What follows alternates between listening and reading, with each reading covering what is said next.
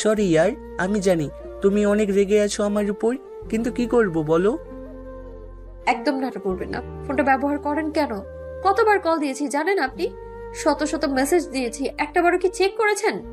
মানলাম কাজে ব্যস্ত আছেন, কিন্তু পরে তো দেখেছেন তাই না? আরে আমি একটা পাহাড়ি এলাকায় ছিলাম, ক্যাম্পে ফোন এলাও না, তাই কোনো ফোন পিক করতে পারিনি, আর মেসেজও দেখিনি। আচ্ছা, কোনো ইম্পর্টেন্ট কিছু ছিল? এবার ঋতু অভ্র আর বিন্দুর কাছে গিয়ে ফিসফিসিয়ে বলে, পুরো কেসটাই উল্টে গেছে। মানে? আপনি কিছুই জানেন না। মেসেজগুলো কি দেখেননি? মেবি রিক আর বর্ষার কথা, তাই তো? হ্যাঁ, তবে কাহিনীতে নতুন ক্যারেক্টার এন্ট্রি হয়েছে। হোয়াট? এই তোরা কি ফিস ফিস করছিস রে? ছেলেটা এসেছে, কিছু খেতেও দিসনি। বড় মা ওনার জন্য আমাদের বাড়িতে কিছু নেই। জান, এভাবে বলে না মা। কি আর করবো আন্টি, এটাই আমার ভাগ্য।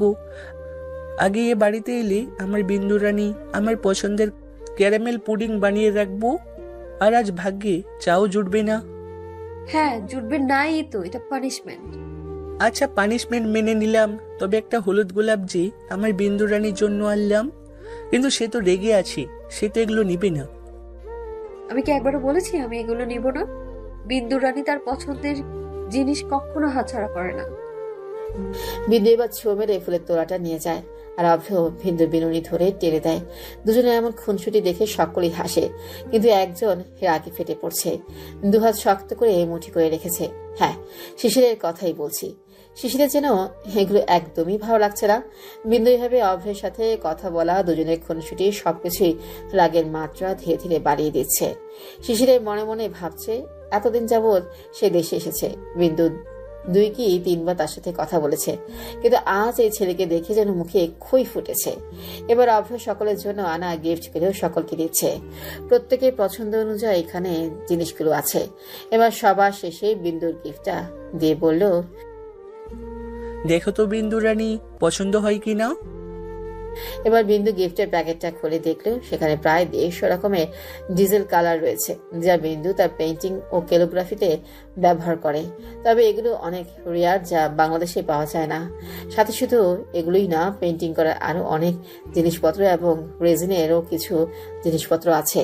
বিন্দু এত কিছু দেখে অনেক খুশি হলো, সাথে সাথে অভ্রের দিকে তাকিয়ে বলল, আপনি সব সময় আমার প্রয়োজনগুলো কি করে বুঝে যান বলুন তো ডক্টর বাবু? কারণ তুমি আমার বেস্ট ফ্রেন্ড, তাই। বুঝলে বিন্দু রানী? শিশিরের আর কিছুই সহ্য হচ্ছে না, ইচ্ছে করছে অভ্রকে কুচি কুচি করে কেটে ফেলতে। তার মেঘবতীর সাথে এত গদগদ ভাব কেন থাকবে? আর বিন্দুই বা কেন অভ্রের সাথে এতটা হেসে কথা বলছে? স্যার, বিন্দু ম্যামের প্রতি ওই ছেলেটা একটু বেশি পজিটিভ মনে হচ্ছে। এবার শিশির রক্তচক্ষু নিয়ে সোহানের দিকে তাকায়।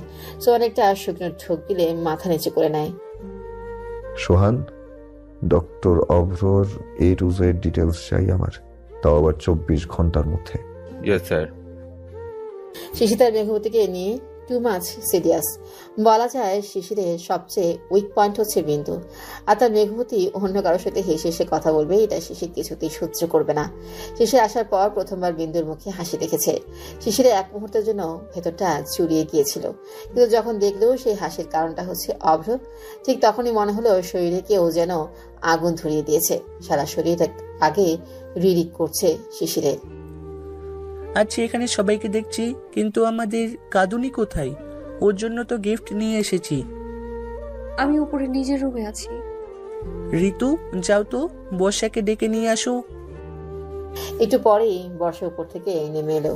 অভ্রকে দেখে মুচকে একটা হাসি দিয়ে কথা বলছিল। রিক এক দৃষ্টিতে বর্ষার দিকে তাকিয়ে আছে।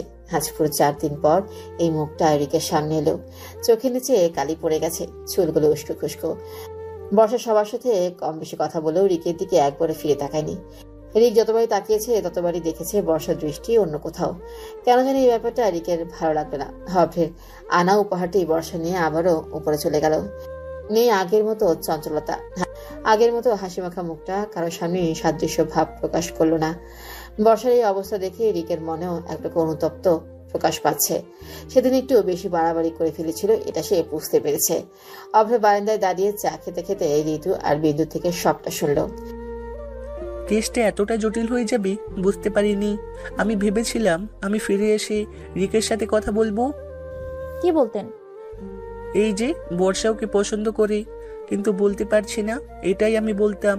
কিন্তু আসার পর তো আমি এক এক করে সারপ্রাইজ হয়ে যাচ্ছি। ফার্স্টে শিশির চৌধুরীকে দেখে সারপ্রাইজ হলাম, তারপর তোমাদের মুখে এসব শুনি। এই কথাটা বলেই অভ্র শান্ত দৃষ্টিতে বিন্দুর দিকে তাকালো, কিন্তু বিন্দুর কোনো ভাবান্তর নেই। অভ্র ভাই, হঠাৎ করে আপনি কেন চেঞ্জ হয়ে গেল সেটাই বুঝতে পারছি না। এই তো 3-4 দিন আগেও বলেছিল যে করেই হোক ভাইয়ার মনে তার জায়গা করবে। এটাই আগে বের করতে হবে। সবই তো ঠিক ছিল, কেন যে আপনি ভাইয়াকে বলতে গেল? তাহলে এসব হতোই না। ভালোবাসার মানুষটার পাশে অন্য কাউকে সহজে সহ্য করা যায় না ঋতু। আপনি এতদিন যা বলতে পারেনি তা ধীরার সাথে ভাইয়ের সখ্যতা দেখেই বলে ফেলেছে। তবে পরিস্থিতিটা ভুল ছিল, আপনার মনে ভালোবাসাটা ভুল না। অভ্র বিন্দুর দিকে তাকিয়ে একটা মুচকে হাসি দিয়ে বোঝার চেষ্টা করলো বিন্দুর মনোভাব। ঠিক বলেছিস, আমরা বুঝতেই পারিনি যে কাহিনীতে 3rd পার্সনের এন্ট্রি হবে। গাইস, আমার কাছে দুটো প্ল্যান আছে, আর এই দুটো প্ল্যানকে কাজে লাগিয়েই এই পরিস্থিতি বুঝে এগোতে হবে। সেটা কি? ফার্স্ট, যে করেই হোক বর্ষার পরিবর্তনের কারণ তো জানতেই হবে, কারণ তাহলে এর পরের স্টেপে কি করা যায় সেটা নিয়ে ভাবতে পারবো। আর সেকেন্ড, এই 3rd পার্সনের প্রতি রিকের কোনো দুর্বলতা আছে কিনা সেটা জানতে হবে। যদি ওদের কোনো সম্পর্ক থাকে? আমার তেমনটা মনে হয় না। আমারও, কারণ আমরা ভাইয়াকে খুব ভালো করেই চিনি। তার স্বভাব, তার ব্যবহার কি রকম সেটা কিন্তু আমরা জানি। ভাইয়া কাউকে পছন্দ করলেও করতে পারে, কিন্তু কোনো প্রেমের সম্পর্কে জড়াবে না সে। হাই স্পিডে গাড়ি চালাচ্ছে শিশির। কানে ব্লুটুথ সেট করে সোহানের সাথে কথা বলতে বলতে অ্যাড্রেসটা জেনে নিল। শিশির কোনো নির্দিষ্ট একটা জায়গা ব্যবহার করে না কখনো, কেননা পুলিশের চোখে পড়ার সম্ভাবনা বেশি থাকে। 30 মিনিট ড্রাইভ করার পর কাঙ্ক্ষিত জায়গাটিতে গিয়ে পৌঁছালো শিশির। এটি পরিত্যক্ত পুরনো গোডাউন। দরজার কাছে যেতেই দুজন গার্ড এসে স্যালুট জানিয়ে দরজাটা খুলে দিল শিশিরকে। সামনে চেয়ারের সাথে বাঁধা অবস্থায় পড়ে আছে একটি লোক। নাক, মুখ, হাত পা, সারা শরীরে প্রায় অনেক রক্ত লেগে আছে। বোঝাই যাচ্ছে লোকটিকে অনেক মারা হয়েছে। শিশির আস্তে করে এই লোকটির সামনে এসে বসলো। মুখ খুলেছে জোয়ান? না স্যার, এ তো মারলাম, তবু শালা একটা বাক্য মুখ দিয়ে বের করেনি। শিশির এবার এক গ্লাস পানি নিয়ে লোকটির মুখে ছুঁড়ে মারল। লোকটি হুঁশ ফিরতেই সামনে মাথা তুলে শিশিরের দিকে তাকিয়ে রইল। শিশিরের চোয়াল শক্ত হয়ে এলো। কে পাঠিয়েছে তোকে? বল, কে পাঠিয়েছে? বলবো না। এই আরমান, মরে যেতে রাজি আছি, কিন্তু বেইমানি করব না কখনো। তোর আমাকে মেরে ফেললো, বলবো না আমাকে কে পাঠিয়েছে। এসকে শত শত নরকীটদের দুনিয়া থেকে বিদায় করেছে, নৃশংস মৃত্যু দিয়েছে। এসকে অন্যায় বিরোধ করতে নির্দোষ মানুষদের জন্য এই মাফিয়া জগতে নেমেছে, যাদের কিনা চিনেও না। তাহলে ভাব, তুই তো এসকের পরিবারের দিকে চোখ তুলে তাকিয়েছিস, তাহলে তো তোর কি হাল করবে? এসকের পরিবার মানে? আমি তো চৌধুরী পরিবারের উপর নজর রাখতাম। এবার শিশির উচ্চস্বরে হেসে ফেলল। হাসতে হাসতে বলল, এসকে মানে কি জানিস? শিশির দ্য কিং। তুই এতদিন আমার পরিবারের ওপর নজর রাখতি, তাই না? এবার তুই সব বলবি যে আমার পরিবারের উপর কেন নজর রেখেছিস, কেন আমার বাড়ির আশেপাশে 24 ঘন্টা তোকে দেখা গিয়েছে, কে করতে বলেছে তোকে এই সব? শিশিরের চিৎকারে আটকে উঠল আরমান। ও তো ভাবতেই পারছে না শিশির এসকে। এসকে যে নামটা শুনলে বড় বড় মাপের গুন্ডারা স্তব্ধ হয়ে যায়। এসকে নামটা শুনলেও পুলিশ প্রশাসন ভয়ে আটকে ওঠে। মাফিয়া ওয়ার্ল্ডের কিং এসকে শিশির চৌধুরী। ভাবতেই গা শিউরে উঠছে আরমানের। এসকে কিভাবে সম্ভব? দুনিয়ায় রত পাপীদের বিনাশের জন্য সব অসম্ভবকে সম্ভব করেছে এসকে। আমার পরিবারের ক্ষতি করতে চাস, তাই না? তাহলে দেখ, তোর পরিবার এখন আমার হাতের মুঠোয়। শিশির আরমানের সামনে একটা ভিডিও প্লে করতেই ভয়ে আরমানের রং পাল্টে যায়। ওদের ছেড়ে দিন প্লিজ, ওরা নির্দোষ, ওরা কিছু করেনি, আমি সব বলছি। এবার শিশির একটা বাঁকা হাসি দিয়ে ভিডিওটা অফ করলো। আসলে ভিডিওতে দেখা যাচ্ছিল আরমানের ওয়াইফ এবং মেয়েকে গান পয়েন্টে রাখা হয়েছে। মূলত শিশির আরমানের মুখ থেকে কথা বের করার জন্য এই কাজ করেছে, আর শিশিরের প্ল্যান অনুযায়ী এটাই হলো। কেন ক্ষতি করতে চাস আমার পরিবারের? আমার আপনার বা আপনার পরিবার সাথে কোনো শত্রুতা নেই, আমাকে তো এগুলো করতে বলা হয়েছে। কে বলেছে? মিনিস্টার জালাল বলেছে আমাকে আপনাদের পুরো পরিবারের উপর নজর রাখতে, বিশেষ করে ওই মেয়েটার উপর। শিশিরের ভ্রু আবারও কুঁচকে গেল। একবার মিনিস্টার জালালকে সন্দেহ করলেও পুরোপুরি শিওর ছিল না শিশির। কার উপর নজর রাখতে বলেছে? বিন্দু। কথাটা শেষ হতেই শিশির সজোরে বুক বরাবর লাথি মেরে দিল আরমানকে। রাগে অগ্নিমূর্তি ধারণ করেছে শিশির। এবার আরমানের মাথার কাছে হাঁটু ভেঙে বসে চুলগুলো ধরে মাথাটা উঁচু করলো। এত সাহস কি করে হয় আমার কলিজার দিকে চোখ তুলে তাকানোর? আমাকে ক্ষমা করে দিন প্লিজ স্যার, আমাকে ক্ষমা করে দিন। সোহান, এটাকে নিয়ে যা। কি করতে হবে জানিস তো? জি স্যার, জানি। সোহান দুজন গার্ডকে ডেকে আরমানকে সরিয়ে দিল। স্যার এখন কি করব? শিশির একটা বাঁকা হাসি দিয়ে বলল, অনেক শখ তাই না মিনিস্টার জালালের চৌধুরী পরিবারের ওপর নজর রাখার? গেম খেলছে আবার, তাই তো? ঠিক আছে, এই শিশির চৌধুরীও প্রতিদ্বন্দ্বী হয়েই সামনে দাঁড়াবে জালাল। সোহান মিনিস্টার জালালের A to Z ডিটেলস বের করো। যত রকমের কালো ব্যবসা অপকর্ম আছে সবকিছুর প্রমাণ সমেত আমার সামনে চাই। জি স্যার। স্যার আপনি আমাকে ডক্টর অপরের ডিটেলস নিয়ে আসতে বলেছিলেন। এনেছো? জি sir. Doctor Rezwal Rahman Abhra, doctor Atiur Rahman ও প্রফেসর সেফা রহমানের একমাত্র ছেলে। বিদেশ থেকে পড়াশোনা শেষ করে ডিগ্রি অর্জন করে। চট্টগ্রামে তার বাবা নিজে হসপিটালে জয়েন করে। মোটামুটি শান্ত স্বভাবের লোক, তবে ভালো ডক্টরের চাইতে ভালো পার্সোনালিটির জন্য সে বেশি পপুলার। শিশির ভ্রু কুঁচকে জিজ্ঞেস করলো, মানে? স্যার উনি মানুষকে মোটিভেট করে, সময় অসময় পাশে থাকে, গরিবের ফ্রি চিকিৎসা করে, আর এসবের জন্য ওনার নাম অনেক সবার মুখে মুখে। তবে ওনার পার্সোনাল লাইফ সম্পর্কে তেমন কিছু ডিটেলস বের করতে পারেনি। উনি অনেকটা নিজের সম্পর্কে হাইড করে রাখছেন সব। স্যার কি ভাবছেন? না কিছু না, তুমি এদিকটা সামলে নাও, আমি বাড়ি যাব। সোহান এবার ঠোঁট টিপে হেসে বলে উঠল, স্যার আপনি কি কোনো কারণে জেলাস? শাট আপ, বাজে কথা বন্ধ করে কাজে লেগে পড়ো। জি স্যার। সোহান ভেবেই পায় না যে কিনা মেয়েদের হার্টথ্রব, যার জন্য মেয়েরা পেছনে লাইন দিয়ে দাঁড়িয়ে থাকে একবার দেখার জন্য, আর সে কিনা একটা মেয়ের জন্য জেলাস হচ্ছে, ভাবা যায়? তবে সোহান জানে তার সার্জে খুব ভালোভাবেই প্রেম নামক বেড়াজালে ফেসে গেছে। ঋতু ভেদে বর্ষার আবির্ভাব হয়েছে কিছুদিন হলো। রোদের তেমন দেখা পাওয়া যায় না। ঋতুর সাথে তাল মিলিয়ে চলছে সময়। আজ 5 দিন হলো বর্ষা একটু স্বাভাবিক হলেও পুরো দমেই ঋতু উপেক্ষা করে ফিরেও তাকায় না একটা বারের জন্য। আর রিকের এটা একদমই ভালো লাগে না। রিকের কেন এমনটা হয় সেটা নিজেও বুঝতে পারছে না। এদিকে অনেক কষ্টে বিন্দু আর ঋতু বর্ষার মুখ থেকে সত্যি কথাটা বের করেছে।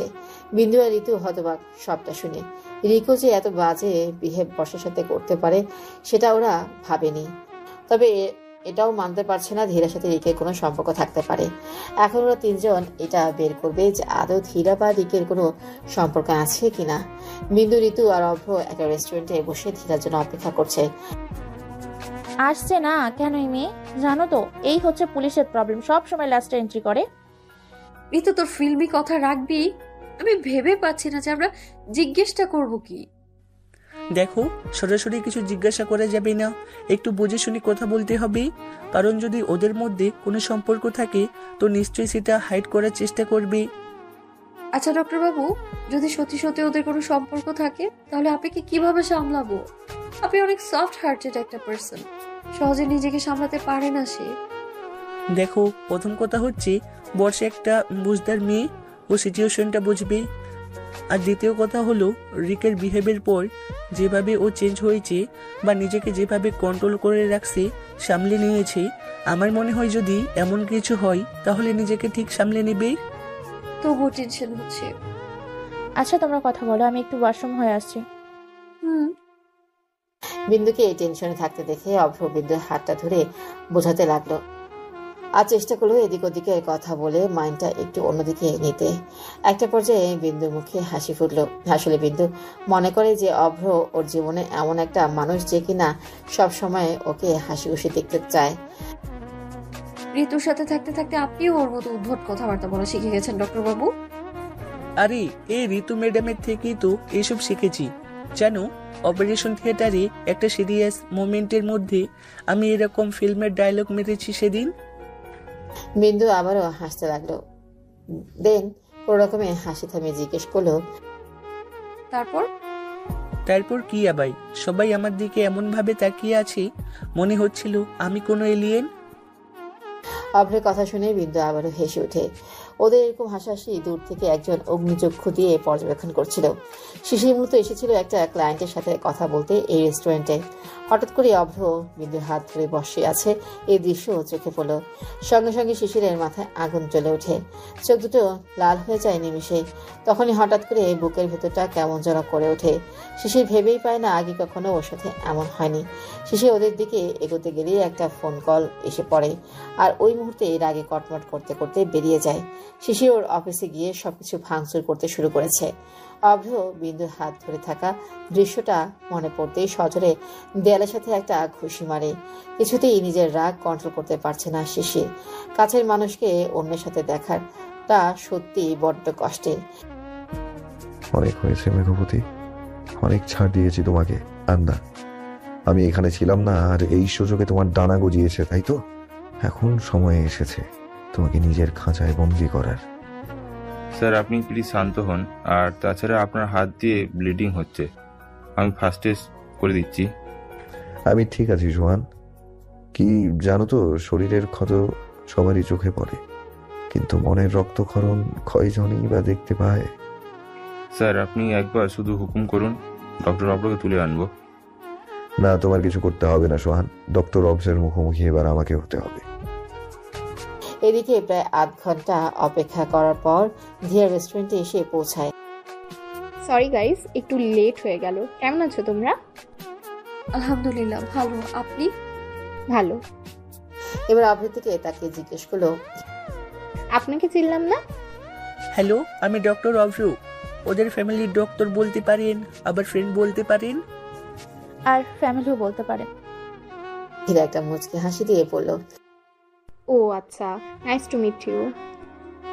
এবার ধীরা কিছু সময় চুপ থেকে সকালের উদ্দেশ্যে জিজ্ঞেস করলো, আচ্ছা তোমরা কি কিছু বলবে আমাকে? না মানে হঠাৎ এখানে ডাকলে, তাও আবার বলতে যাতে রিক স্যার না জানতে পারে। আপনার সাথে আমাদের একটু কথা ছিল, আসলে খুব ইম্পর্টেন্ট, সেই জন্যই আপনাকে ডেকেছি। হ্যাঁ কোনো সমস্যা নেই, বলো। আচ্ছা আপু, আপনি রিক ভাইকে কতদিন ধরে চেনেন? ট্রেনিং এর আগে থেকে। কেন বলো তো?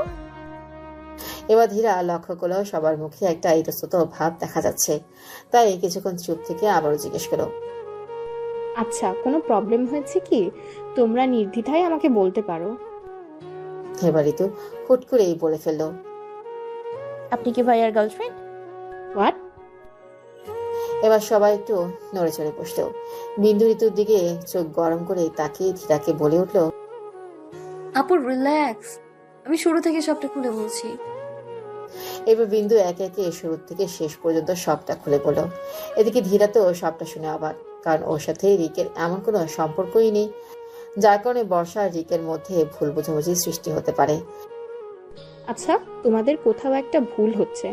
আমার সাথে তো স্যারের এমন কোনো সম্পর্কই নেই, আর তাছাড়া আমার বয়ফ্রেন্ড আছে, খুব শীঘ্রই আমরা বিয়ে করছি। এবার অভ্র, বিন্দু আর ঋতু একসাথে বলে উঠল, হোয়াট?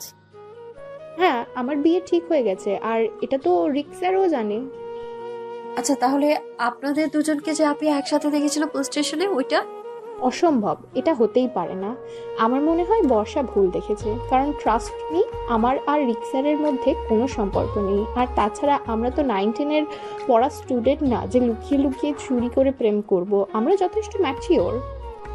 আসলে আমার ভাই কখনো কোনো মেয়ের সাথে তেমন কথা বলেনি যতটা আপনার সাথে ফ্রি, তাই আমরা ভেবেছিলাম হয়তো আপনার সাথে কোনো। তা ঠিক বলেছ, কিন্তু আমরা স্যারের সাথে ভালো একটা সম্পর্ক হওয়ার কারণ আছে। সেটা কি?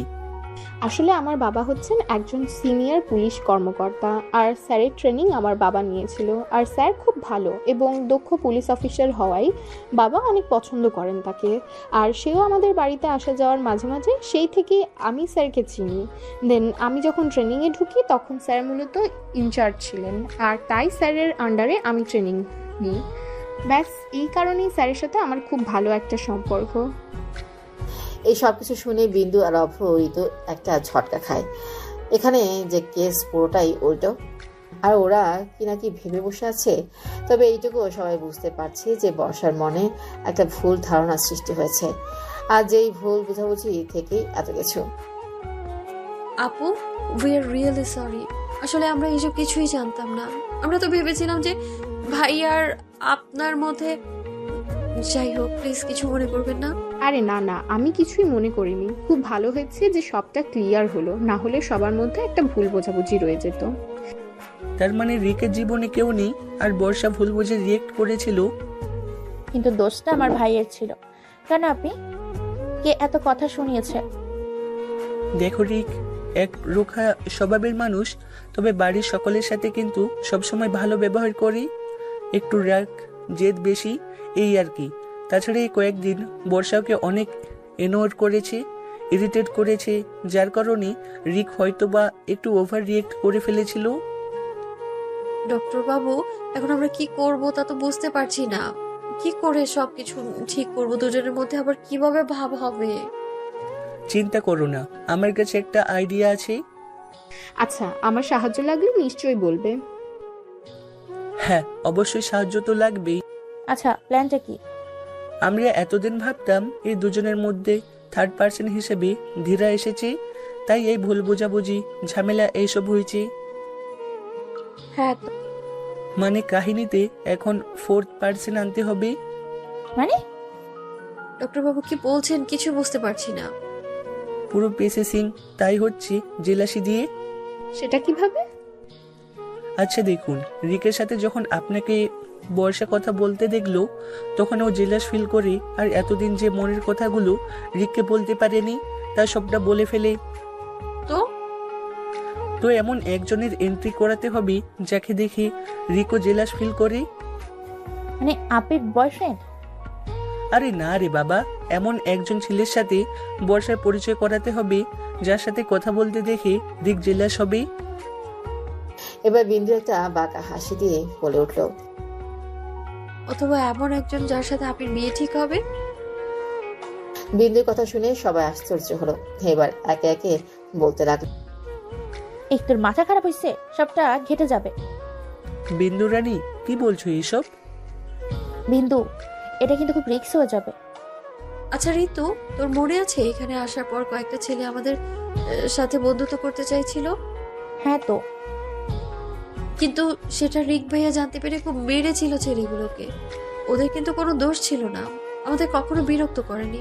তো তোমাদের কি মনে হয় রিক ভাইয়া যদি আপি বা আমাদের কারোর সাথে কোনো ছেলেকে কথা বলতে দেখেছে চুপ করে থাকবে?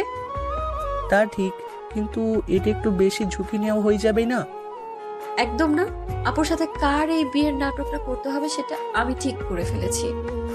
কে সে? আদি ভাই। হোয়াট? আদি? আমার মামাতো ভাই? হ্যাঁ, আদি ভাইয়া। তোমার মাথা ঠিক আছে বিন্দু রানী? ও জিএফ আছে, ও কখনো এসবে রাজি হবে না। আর বিয়ের জন্য গার্ডিয়ানের প্রয়োজন হয়। গার্ডিয়ান হবে লতা আন্টি আর আতিক আঙ্কেল। আমার আব্বু আম্মু? ভাববেন না, তাদের সাথে আমি কথা বলে নিব। তারা খুব ভালো, আমাদের অবশ্যই হেল্প করবে। সবটা খুলে বলবো তাদের। আর আপনি আদি ভাইয়াকে রাজি করাবেন। এবার অভ্র কিছু ভেবে বলল, দেখো যা ভালো হয়। এরপর ওরা চারজন সব প্ল্যান করে বাড়ির উদ্দেশ্যে চলে যায়। এদিকে শিশির অনেক রেগে বাড়ি ফিরেছে। সবাই হলরুমে বসেছিল। বাড়ির সবাই শিশিরের এই অবস্থা দেখে চিন্তিত। কি হয়েছে? এতটা রেগে আছো কেন? কিছু হয়েছে? কি হয়েছে আব্বু? অফিসে কিছু হয়েছে? আচ্ছা, আমাদের ফ্যামিলিতে এসব নিয়ম কবে থেকে? কিসের কথা বলছো তুমি? এই যে আমাদের বাড়ির মেয়েরা রাস্তাঘাটে ছেলেদের হাত ধরাধরি করে ঘুরছে, তারপর বসে হাসাহাসি করছে। কি বলছো এসব? কার কথা বলছো? কেন, তোমাদের আদুরে মামুনির কথা বলছি। শিশির, সংযত হয়ে কথা বল। আমাদের জান কখনো এমনটা করবে না। নিজের চোখে দেখে এসেছি মা। এবার জাইমা বেগম উঠে রেহানা বেগমের কাছে গিয়ে বলল, ভাবি, আরো মাথায় তুলে নাও মেয়েকে। বাড়ির মান সম্মান নিয়ে উঠে পড়ে লেগেছে, তাই না? আজ আসুক। ছোট বৌমা, তুমি খুব ভালো করে জানো আমাদের জান এমন মেয়ে নয়। তাহলে ভাইজান শিশিরকে মিথ্যে বলছে। ছোট মা, ভাইয়া হয়তো ভুল দেখেছে। শিশির এতটা রেগেছিল যে ও কি সব বলছে তা নিজেও জানে না। এইটুকু হুঁশ নেই যে পরিবারের সামনে ও বিন্দু সম্পর্কে এসব কথা বলছে। সবাই যখন এসব নিয়ে তর্ক বিতর্ক করছিল, তখনই বিন্দু আর ঋতু বাড়িতে প্রবেশ করে। জাইমা বেগম সঙ্গে সঙ্গে বিন্দুর কাছে এসে জিজ্ঞেস করে, কোথায় গিয়েছিলে তুমি? ভার্সিটিতে গিয়েছিলেন? একদম মিথ্যে বলবে না। মা, কি হয়েছে? আমি সত্যি ভার্সিটিতে গিয়েছিলাম। এবার জাইমা বেগম আর সহ্য না করতে পেরে বিন্দুর গালে চড় বসালো। সবাই হতবাক। বর্ষা গিয়ে বিন্দুকে জাপটে ধরে জাইমা বেগমের থেকে সরিয়ে আনলো। শিশির সহ সবাই বসা থেকে দাঁড়িয়ে গিয়েছে। ছোট, কি করিস তুই? না ভাবি, আজ একদম ওর হয়ে কিছু বলবে না তুমি। খুব বার বেড়েছে ওই মেয়ে। বিন্দু মায়ের ব্যবহারে অবাক হলো না। এটা নতুন কিছু না ওর জন্য। এবার জাইমা বেগম বিন্দুর দিকে রাগী দৃষ্টিতে তাকিয়ে বলল, আবার শুরু হয়েছে ছেলেদের সাথে ঢলাঢলি, তাই না? জানিস তো, আমার জীবনের সবচেয়ে বড় ভুল তোর মতো অপায়া মেয়েকে পেটে ধরেছি। এত আদর দিয়ে বড় করেছি, আমার সবকিছু কেড়ে নিয়ে তোর শান্তি হয়নি, তাই না? মা, খবরদার ওই নোংরা মুখে আমায় মা বলে ডাকবি না। লজ্জা করে না এত কিছুর পরেও বেহায়ের মতো নোংরামি করে বেড়াচ্ছিস? কাকে জুটিয়েছিস আবার? শিশির তো মিথ্যা বলার মতো ছেলে না, ও নিজের চোখে তোকে দেখেছে। এবার বিন্দুর গাল বেয়ে দুফোঁটা অশ্রু ঝরে পড়লো। বুকটা ফেটে যাচ্ছে বিন্দুর। একজন মা কি করে তার সন্তানকে এসব বলতে পারে? এদিকে শিশিরও অবাকের শেষ সীমানায়। কখনো ভাবতেও পারেনি ছোট মা তার মেয়ের জন্য এসব কথাবার্তা মুখ দিয়ে বের করতে পারে। এখন তো শিশিরের তার নিজের উপর খুব বেশি রাগ হচ্ছে। সে রাগের মাথায় কি করে সবার সামনে এসব বলল? ছোট মা, কি বলছো তুমি এসব? জানতো তুমি কিচ্ছু জানো না আব্বু। এই মেয়ে কি কি করতে পারে তা কিচ্ছু জানো না। ব্যাস, অনেক হয়েছে ছোট বৌমা। কি বলছো তুমি এসব? মাথা ঠিক আছে তোমার? বর্ষা জানকে নিয়ে উপরে যাও। বিন্দু অশ্রুভরা চোখে এক পলক শিশিরের দিকে তাকে দৌড়ে উপরে চলে গেল। এদিকে জাইমা বেগমও রাগে ফুঁসতে ফুঁসতে নিজের ঘরে চলে যায়। রেহানা, তোমার ছেলেকে বলে দাও এই বাড়িতে যদি থাকে তাহলে মেজাজটা যেন ঠান্ডা রেখে তারপর থাকে, আর সব কিছুতে নাক যাতে না গলায়। বাবা, আমি সত্যি জানতাম না। আর কিছু বলার আগে আনোয়ার সাহেব সেখান থেকে চলে যায়। এবার রেহানা বেগম চোখ মুছে শিশিরের দিকে এগিয়ে এসে বলে, আমি সবসময় চাইতাম তুমি যাতে তাড়াতাড়ি দেশে ফিরে আসো, কিন্তু এখন আমার মনে হচ্ছে তুমি না এলে ভালো হতো। বা আমি সত্যি জানতাম না ছোট মা এইভাবে রিয়াক্ট করবে। তাছাড়া আমি বুঝতে পারি না যে ছোট মা এর জানের উপরে এতটা রাগ কিসের, যে এসব বাজে কথা বলে গেল। জানো তো, তোমার ছোট আব্বু মারা যাওয়ার পর মেয়েটার দিকে একবারও ফিরে তাকায়নি। ছোট সবসময় এরকম ব্যবহার করে মেয়েটার সাথে। জানতো বারবারও মায়ের কাছে যায়, কিন্তু ছোট ওর সাথে বাজে ব্যবহার করে। কিন্তু কেন? এসে যখন পড়েছেন সবটা জেনেই যাবে। শিশির খুব ভালো করেই বুঝতে পেরেছে এমন তো কিছু একটা হয়েছে যার কারণে ছোট মা বিন্দুর সাথে এতটা বাজে বিহেভ করে। বিন্দু ঘরের সাথে থাকা ছোট্ট ছাদটিতে বসে আকাশের দিকে তাকিয়ে আছে। চোখ দিয়ে অনর্গল বর্ষণ হচ্ছে। বাবা, তুমি কেন চলে গেলে বলো তো? কেন আমায় একা রেখে এইভাবে চলে গেলে তুমি? দেখলে তো মা আমার সাথে কিরকম করে। আচ্ছা বাবা, আমি কি সত্যি অপয়া? আমি কি সত্যি মেয়ে হওয়ার যোগ্য না? আচ্ছা বাবা, যদি কিছু হয়েছে তাহলে যাই কিছু হোক না কেন তাকে সব আমারই দোষ ছিল। আমার জন্য কি তুমি চলে গিয়েছো বাবা? তেমন কিছুই আর বলতে পারে না, কথাগুলো গলায় ধরে আসছে। হাঁটুতে মুখ গুছিয়ে আবারও কাঁদতে লাগে বিন্দু। কালো আকাশে ধোঁয়া সাদা হয়ে বিভিন্ন আকৃতিতে ছড়াচ্ছে। শিশির আরেকবার সিগারেটের টান দিয়ে আকাশের দিকে তাকালো। বারবার চোখের সামনে বিন্দু অশ্রুমাখা চোখটা ভাসছে। শিশিরের নিজের উপর অনেক রাগ হচ্ছে। সঙ্গে সঙ্গে সিগারেটটা আবার নিজের হাতে চেপে ধরলো। হাতটা পুড়ে গেছে স্পষ্ট, কিন্তু কোনো ব্যথার অনুভবই হচ্ছে না। ছোট মায়ের বিন্দুকে বলা কথাগুলো ভেতরটা জ্বালিয়ে দিচ্ছে শিশিরে। বিকেল পেরিয়ে সন্ধ্যা হয়ে গেছে। বাড়িতে কাউকে কিছু না বলে বিন্দু বাইরে যাচ্ছিল। প্রতিবারের মতো আজও সে তার কাঙ্ক্ষিত জায়গাটিতেই যাবে। হয়তো সেখানে গিয়ে মনটা একটু হালকা হবে। বিন্দু যখন গেট দিয়ে বেরোচ্ছিল তখন নিজের রুমের ব্যালকনি থেকে শিশির বিন্দুকে দেখতে পায়, আর সঙ্গে সঙ্গে বিন্দুর পিছু নিতে শুরু করে। দুপুর থেকেই নিজের রুম থেকে বের হয়নি, কিছু খায়নি, কিন্তু এই ভর সন্ধ্যাবেলা কোথায় যাচ্ছে জান? পাহাড়ি রাস্তা দিয়ে পায়ে হেঁটেই যাচ্ছে বিন্দু। মাঝে মাঝে দু একটা গাড়ি পাশ কাটিয়ে যেতে দেখছে। শিশিরও বিন্দুর পেছন পেছন হাঁটছে। বিন্দু অন্যমনস্ক থাকায় খেয়াল করেনি। হঠাৎ বিন্দুকে কবরস্থানের ভেতর যেতে দেখে শিশির দাঁড়িয়ে পড়ে। তার বুঝতে আর বাকি রইল না বিন্দু কেন এখানে এসেছে। বাবা, কেমন আছো তুমি? রাগ করেছো আমার সাথে? আমি কিছুদিন ধরে তোমার সাথে দেখা করতে আসছি না, সেজন্য রাগ করেছো তাই না?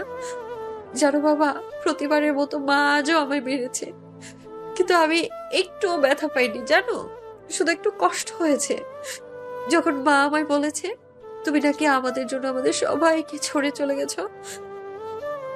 মায়ের ঘৃণা হয় আমার মুখ দেখলে। বাবা, আমি যা চাই তা কখনো পাই না।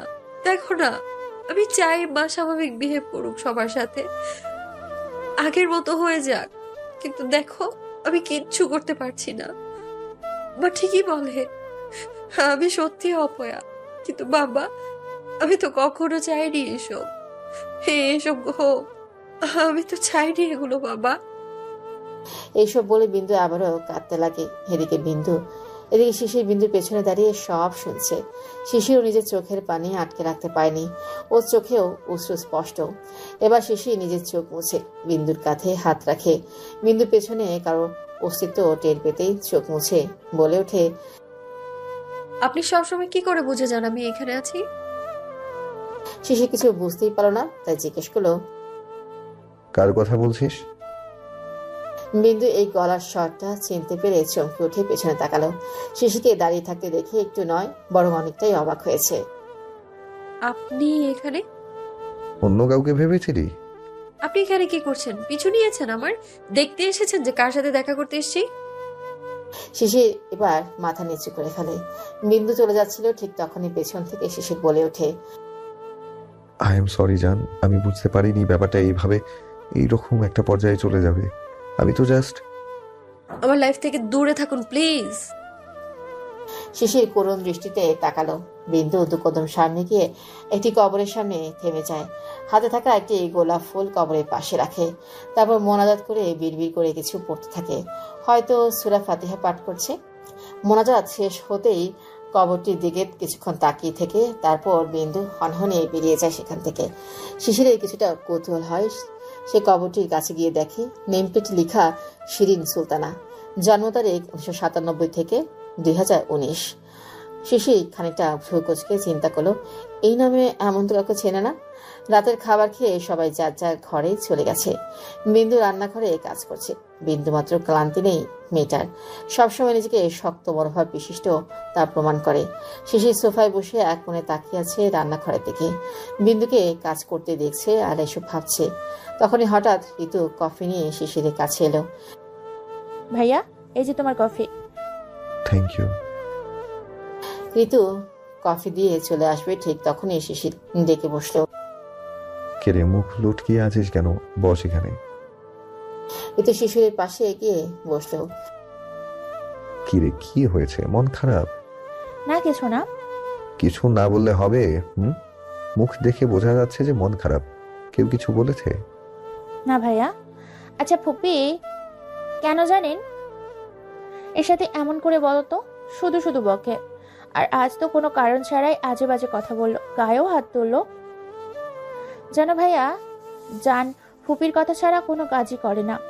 ফুপি চায় না জান পড়াশোনা করুক, তাই জান পড়াশোনাও ছেড়ে দিতে চেয়েছে, কিন্তু বড় আঙ্কেলের জন্য পারেনি। এবার শিশির বেশ চমকালো, ছোটে বলল, পড়াশোনা ছেড়ে দিতে চেয়েছিল মানে? হ্যাঁ, আর জান ক্যালোগ্রাফি করে, এটাও ফুপি লাইক করে না, কিন্তু বাসায় সবাই আর অভ্র ভাই অনেক সাপোর্ট করে, তাই ফুপির বিরুদ্ধে গিয়েও এটা ছাড়তে পারিনি জান। ছোট মায়ের জানের প্রতি এইরকম বিহেভ কেন? আঙ্কেল মারা যাবার পর থেকেই ফুপি এমন হয়ে গেছে। দেখেছই তো আজ তো জানের কোনো দোষই ছিল না। আমরা তো জাস্ট ধীরা আপুর সাথে কথা বলতে গিয়েছিলাম। ধীরার সাথে? কেন? ঋতু, তুই এখানে কি করছিস? এখনো ঘুমোতে যাসনি? বিন্দুর রাগী গলা শুনে ঋতু পেছনে তাকায়। তখনই বিন্দুর চোখ গরম করা দেখে বুঝতে পারে যে ও কি করছিল। ও যে সব বলে দিচ্ছিল। এই তো যাচ্ছি। বনু আজ ভয় করছে, তোর সাথে ঘুমাই। ভয় তো করবেই, বারণ করি না? ওইসব ভূতের মুভি দেখবি না, যত সব হাবি যাবি। আর কয়দিন ধরে দেখছি নামাজ কালামও উঠে গেছে তোর। পড়ি তো, কেন এখন বকছিস? কথা বললেই বকা হয়ে যায়, জলদি রুমে আয়। এই বলেই ওনার হাত মুছতে মুছতে বিন্দু উপরে চলে যায়। ঋতু পেছন পেছন যায়। শিশির এক মনে তাকিয়ে থাকে তার মেঘবতীর দিকে, মনে মনে ভাবে, যাই হোক না কেন সব দিকে খেয়াল এই মেয়ের, কিন্তু একটা জিনিস খটকা লাগছে, ছোট মা জানের সাথে এই বিহেভটা কেন করছে? মধ্যরাতে বিন্দুর মনে হলো বাম পাশের গালটায় কেউ হাত বুলিয়ে দিচ্ছে। স্পর্শটা খুব ভালো লাগছে, কিন্তু রাজ্যের ঘুম চোখে তাকায় আর চোখ খুলে তাকাতে ইচ্ছে করছে না। হঠাৎ কপালে কারণ অথরের স্পর্শ পেয়ে লাফ দিয়ে উঠল বিন্দু। পাশে তাকিয়ে দেখলেও ঋতু পাশ ফিরে বেয়ে ঘুরে ঘুমাচ্ছে। তারপর বিন্দু ব্যালকনির দিকে চোখ করতেই দেখলো ব্যালকনির সাথে পর্দাটা নড়ছে। বিন্দু ভয়ে ভয়ে আস্তে করে দরজাটা পাশে দাঁড়ালো, কিন্তু কাউকেই দেখতে পাচ্ছে না। বিন্দু মনের ভুল ভেবে ব্যাপারটা নিয়ে আর ভাবলো না। ক্লান্ত থাকায় আবারও বিছানায় এসে শুতেই ঘুমিয়ে ডাচ্ছে পাড়ি দিল। আজ শুক্রবার, আর আজকে সবাই বাড়িতে আছে। সকালবেলা অভ্র ফোন করে জানিয়েছে তার বাবা মা আসবে আজ তাদের বাসায়, কিছু ইম্পর্টেন্ট কথা আছে। তাই বিন্দু আর ঋতু খুব ভালো করেই জানে কি বিষয়ে কথা হবে, কিন্তু বাকি সবাই ভাবছে হঠাৎ তারা কি বলতে পারে। সবাই ড্রয়িং রুমে বসে আছে, তার মধ্যে সোহান আস্তে করে শিশিরের কাছে গিয়ে ফিস ফিস করে বলল, ভাই এনি চান্স ডক্টর অভ্র বাবা মা কে ওই কারণে নিয়ে আসছে না তো? শিশির বুঝতে না পেরে কৌতূহল দৃষ্টিতে তাকিয়ে সোহানকে জিজ্ঞেস করলো, কোন বিষয়ে? সোহান একটা শ্বাস ফেলে বুক ভরা সাহস নিয়ে আমতামতা করতে করতে বলল, না আসলে স্যার, কোনো ছেলে হুট করে তার বাবা মাকে নিয়ে আসার কারণ তার বিয়ের ব্যাপারে কথা বলতে। মানে? মা মানে ডক্টর অভ্রের সাথে ভাবির খুব ভালো বন্ধুত্ব আছে, তাই বলছিলাম উনি আবার এই বাড়ির ছোট জামাই হতে চায় না তো। শিশির এবার রাগী চোখে সোহানের দিকে তাকায়, তারপর তাতে দাঁত চেপে বলে, আর একবার যদি এসব কথা বলার সাহস দেখিয়েছিস তো তোর কলিজা টেনে ছিঁড়ে ফেলবো। সোহান মাথা নিচু করে একটা শুকনো ঢোক গিলে বলে, সো সরি স্যার। শিশির রাগ দেখালো সোহানের কথাটা ওকে ভাবাচ্ছে। বারবার মনে হচ্ছে এমন কিছু হবে না তো। রাগে মাথাটা ফেটে যাচ্ছে শিশিরের। এদিকে বর্ষা শিশিরের পাশে বসে ওর কাঁধে মাথা রেখে এক হাত দিয়ে ফোন স্ক্রল করছে, আর রিক বারবার বর্ষার দিকে তাকাচ্ছে, কিন্তু বর্ষা ভুলেও একটা বারের জন্য রিকের দিকে তাকায়নি। এবার রিক একটা তাচ্ছিরে হাসি দিয়ে মনে মনে বলল, এই হচ্ছে ভালোবাসা, তাই না? যা দুদিনেই উবে গেল। একটু রাগের মাথায় কি না কি বলেছি তার জন্য। সবার কথা বলার মাঝে কলিং বেলের আওয়াজ হলো।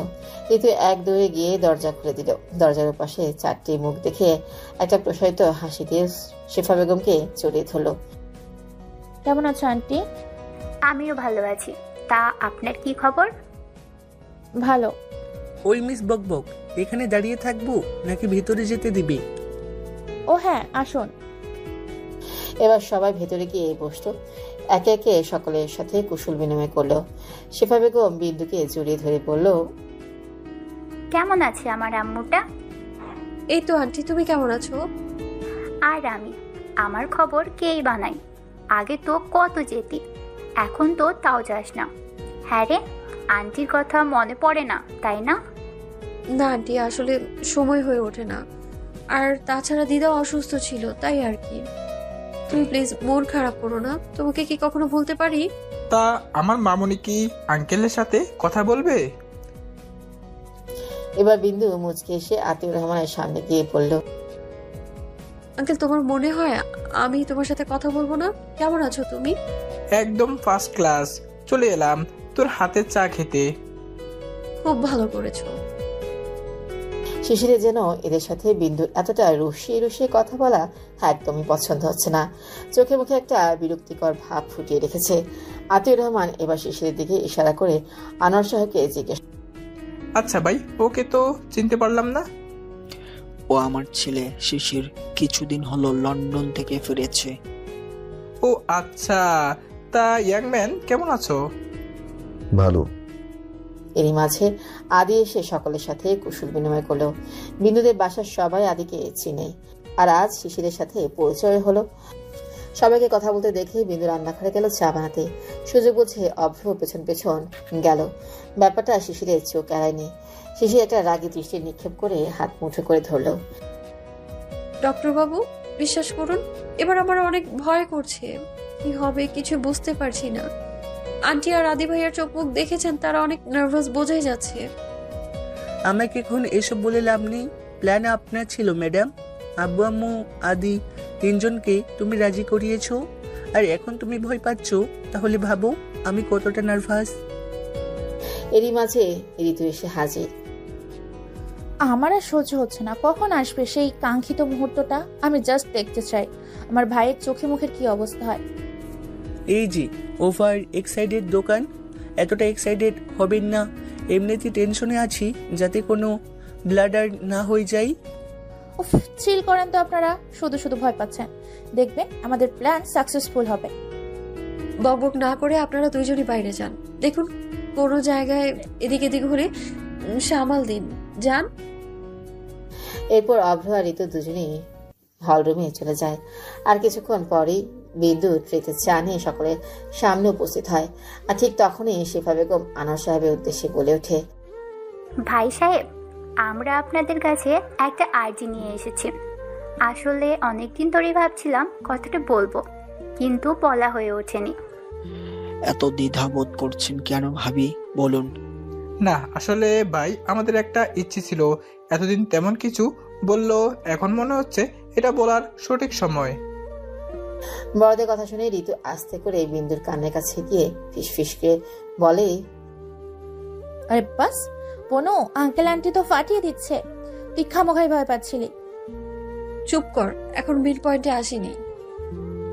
ঠিক তখনই হঠাৎ পাশ থেকে রিক বলে উঠল, কিসের মেন পয়েন্ট বলতো? কি বলতে এসেছে ওনারা? রিকের কথা দুজনেই চমকে তাকায় রিকের দিকে। ওরা বুঝতেও পারেনি রিক কখন ওদের পাশে এসে দাঁড়িয়েছে। আমি তো জানি না কিছু ভাইয়া। আতিউর সাহেবের কথা শুনে এবার আনোয়ার সাহেব বলে উঠলেন, আহা, আপনার এত ফর্মালিটি কেন দেখাচ্ছেন? বলে ফেলুন কি বলতে চান। আমরা চাই আপনাদের বাড়ির মেয়েকে আমাদের বাড়ির বউ করতে। শেফা বেগমের একটা লাইনের কথাই সকলের মুখে বিস্ময় আনতে সক্ষম হলো, কিন্তু শিশিরের মাথায় আগুন ধরে দিতে এক মুহূর্ত সময়ও লাগলো না। হ্যাঁ, আপনাদের মেয়েকে আমাদের অনেক পছন্দ, সেটা তো জানিনি। তাই বলছিলাম যে আমাদের মধ্যে যদি এখন একটা আত্মীয়তা তৈরি হয়। শেফা বেগমের কথাটা শেষ হতেই বিন্দু হাত ছেড়ে বাঁচল। শেফা বেগমকে অনেকটা নার্ভাস দেখাচ্ছিল। ওরা সবাই ভয়ে ছিল হয়তো কোনো গন্ডগোল হয়ে যাবে, কিন্তু না, সব ঠিকঠাক ভাবে এগোচ্ছে। শিশির আর কিছুতেই নিজের রাগ কন্ট্রোল করতে পারছে না, সারা শরীর রাগি রিরি করছে। এবার আর চুপ না থেকে শিশির বলে উঠল, আন্টি, বিন্দু সবার থেকে অনেক ছোট। বর্ষা, ঋতু ওরাও আছে। তাছাড়া আমরা এখন বিন্দুর বিয়ে নিয়ে ভাবছি না। শিশিরের কথায় বিন্দু খানিকটা কুচকে তাকালো। শিশিরের রাগি লাল চোখ দেখে অনেকটা অবাক হলো। বিন্দু মনে মনে বলতে লাগলো, এ লোকের সমস্যাটা কি? কি চায় উনি? কি আবল তাবল বকছে। বাবা, তোমার হয়তো বুঝতে ভুল হচ্ছে, আমরা বিন্দুর বিয়ের কথা বলছি না। তাহলে কার কথা বলছেন ভাবি? আরে আমরা তো বর্ষা আর আদির বিয়ের কথা বলছি। বর্ষাকে আমাদের আদির অনেক পছন্দ। সেই লাস্টবার দেখে গেছে, তখন থেকে আমাদের বলে রেখেছিল। আর যেহেতু আমার ভাই ভাবি সবাই ইউএসএতে থাকে, তাই আপাতত আদির গার্ডিয়ান আমরাই। আর সেজন্য আমরাই আপনাদের কাছে আজকে প্রস্তাব নিয়ে এসেছি। শেফা বেগমের কথা শুনে শিশির যেন হাঁপ ছেড়ে বাঁচল, কিন্তু দুজন মানুষের মুখের দিকে তাকানো যাচ্ছে না। এই কথাটা শোনার পর বর্ষার পায়ের নিচ থেকে মাটি সরে গেছে। চোখ তুলে একবার রিকের দিকে তাকালো। রিক বিস্ফোরিত চোখে ওর দিকে তাকিয়ে আছে। সঙ্গে সঙ্গে বর্ষা চোখ সরিয়ে নেয়। এদিকে বর্ষার সাথে আদের বিয়ের কথাটা বুকে কাটার মতো বিচ্ছে রিকের। ও নিজেও বুঝতে পারছে না এতটা কেন কষ্ট হচ্ছে। বর্ষা আর এক মুহূর্ত সেখানে দাঁড়ায়নি, এক দূরে উপরে চলে যায়। খাবার টেবিলে বসে আছে সবাই। ঋতুকে শিশির সাধারণ জ্ঞানে প্রশ্ন করতে করতে বিরক্ত করে ফেলেছে। ওদের দুজনের খুনসুটি দেখে সবাই হাসছে। এদিকে এক মনে খাবার খাচ্ছে বর্ষা। ইদানিং বর্ষা ইগনোরেন্স একটু সহ্য হয় না রিকের। চোখে মুখে এসে উজ্জ্বল লাবণ্য মাখা হাসিটা নেই। চোখের নিচে কালি পড়ে গেছে। আগের মতো সেই সাজগোজটাও নেই। ঋতুর সাথে মেকআপ নিয়ে ঝগড়া, জামা কাপড় নিয়ে কাড়াকাড়ি, কোনোটাই করে না ইদানিং। হঠাৎ করেই মনে হয় এটা অনেক বড় হয়ে গেছে। প্রথম প্রথম বর্ষার এরকম ইগনোরেন্স পাত্তা না দিলেও এখন রিকের ভেতরটা ছারখার হয়ে যায়। বর্ষার উপরও অনেকটা রাগ হয় রিকের। রিক বর্ষার দিকে দৃষ্টি স্থির রেখে নিজের মনে বলতে থাকে, কেন এড়িয়ে চলো সবসময়? রাগের মাথায় কি না কি বলেছি তাই বলে এই অ্যাটিটিউড দেখানো হচ্ছে? এই নাকি ভালোবাসা? এবার সবার কথার মাঝেই সবাইকে উদ্দেশ্য করে আনোয়ার সাহেব বর্ষাকে কিছু কথা বলার জন্য উদ্যত হলো। বুড়ি, আমি তোমাকে কিছু জিজ্ঞেস করব। আসলে এই সব কিছুর মাঝে তোমার রায় নেওয়াটা সবচেয়ে বেশি ইম্পর্টেন্ট, কারণ জীবনটা তোমার, তাই তোমার লাইফ নিয়ে ডিসিশন নেওয়ার অধিকারটা তোমার আছে। বাবা, এভাবে বলছো কেন? আমার বিষয়ে কোনো ডিসিশন নেওয়ার রাইট তোমাদের সব চাইতে বেশি। তবুও জিজ্ঞেস করা আমার দায়িত্ব। আসলে আমি সব খোঁজ খবর নিয়েছি। আদির ছেলেটা অনেক ভালো, ভালো পোস্টে ইউএসএ তে চাকরি করে। পরিবারটা অনেক ভালো, আর সবচেয়ে বড় কথা এখানেই নিজেই ইনক্রিয়েট বিয়েটা করতে। তো বলো তোমার কি মত? আমি ওদের কি বলবো? আসলে এই বিয়েটা আমি বেশি দিন ফেলে রাখতে চাই না। আনোয়ার সাহেবের কথা শুনে তো এক একজনের ভাবভঙ্গিমা এক এক রকম ভাবে প্রকাশ পাচ্ছে।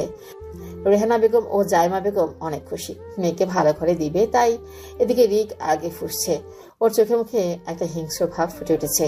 এদিকে ঋতু তো ভয় কাঁপছে, বিন্দু টেনশনে শেষ।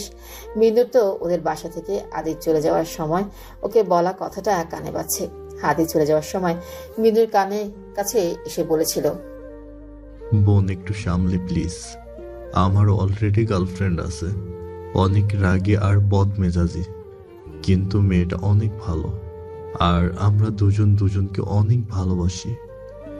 একবার যদি ওই এসব কিছু জানতে পারে, না হলে আমাকে খুন করে ফেলবে। প্লিজ এসব যত তাড়াতাড়ি শেষ করা যায় ততই ভালো।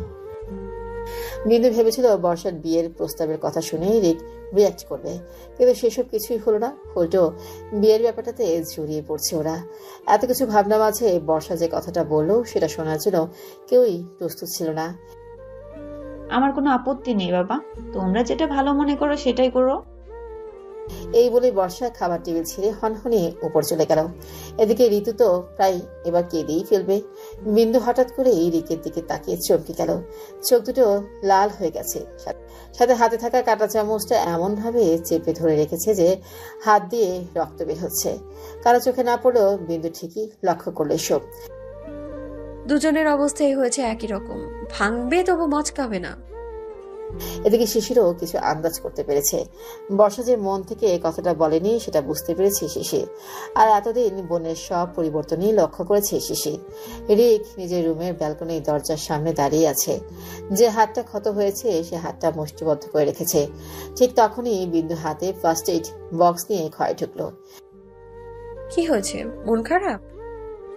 বিন্দুর কথায় রিক পেছনে ফিরে তাকায়। এবার বিন্দু রিকের কাছে গিয়ে ওর হাতটা টেনে বিছানায় নিয়ে এসে বসায়। জান, কি হচ্ছে? ছাড়, ভালো লাগছে না আমার। বিন্দু ফার্স্ট এইড বক্স থেকে স্যাভলন আর তুলো বের করতে করতে বলে, হাত এতটা কিভাবে কাটলো? তেমন কিছু না, লেগে গেছে কোথাও হয়তো। কোথাও লেগে গেছে নাকি ইচ্ছে করে এরকমটা করেছো? রিক এবার শান্ত চোখে বিন্দুর দিকে তাকালো। ক্ষতগুলোতে ঠিক সময় ঔষধ বা মলম না লাগালে এগুলোর গভীরতা আরো বৃদ্ধি পায়। এতে করে ব্যথা কমার বদলে 1000 গুণ বেড়ে যায়। প্রত্যেকটা মানুষই ভালো থাকতে চায়, স্বাচ্ছন্দ্যে জীবন পার করতে চায়। আর জীবনে ভালো থাকার জন্য পাশে একজন ভালোবাসার মানুষের অনেক দরকার হয়। জানো তো, অনেকের কপালে এই সৌভাগ্যটুকু জোটে না। সেই হিসেবে তো তুমি ভাগ্যবান। রিক মনোযোগ দিয়ে কথাগুলো শুনছে। রিকের হাতে ব্যান্ডেজ করা শেষে উঠে দাঁড়ায় আর চলে যাওয়ার সময় পেছনে ঘুরে আবারও বলে ওঠে, শুধু এইটুকুই বলবো ভাইয়া, সময় থাকতে মূল্য দিতে শেখো, পরে আফসোস করলেও লাভ হবে না কিন্তু। এদিকে ঋতু, বিন্দু, অভ্র বর্ষাকে বুঝিয়ে যাচ্ছে যে এত বড় ডিসিশনটা নেওয়ার আগে একটাবার যাতে ভেবে দেখে। কিন্তু বর্ষা যে ধরেই আছে, বর্ষা কিছুতেই রিকের কাছাকাছি থাকতে চায় না। আর তাছাড়া এই বিয়েটা হলে ওর পরিবার খুশি হবে, তাই এক প্রকার জেদ করেই বিয়েতে মত দিয়েছে। এদিকে আদিত্য টেনশনে পুরো অবস্থা খারাপ, কি করবে কিছুই বুঝতে পারছে না। আজ সকালে বিন্দুর বাবা ফোন করে বিয়েতে সম্মতি দিয়েছে। বিন্দু আর ঋতু আছে ক্লাস না করেই অভ্রদের বাড়ি গিয়েছে এই বিষয়ে কথা বলার জন্য। আমি কতবার মানা করেছি, একটা পারো আমার কথা শুনিসনি, দেখলি তো কি হলো। ও মা, তুমি এত ভয় পাচ্ছ কেন? এমন ভাবে বলছো যে কালকেই বিয়ে, আমাদের হাতে কিছু করার নেই। এবার হাতি এসে অভ্রের সামনে বসে কাঁদো কাঁদো ফেস করে বলল, ভাই, রিয়া যদি জানতে পারে না, কাঁচা চিবিয়ে খেয়ে ফেলবে আমাকে। 1 নাম্বারের ডাইনি, সাতচন্নি মেয়ে একটা। নিজের গার্লফ্রেন্ডকে সব বলেছিস? ও আমার গার্লফ্রেন্ড না, আমার বউ।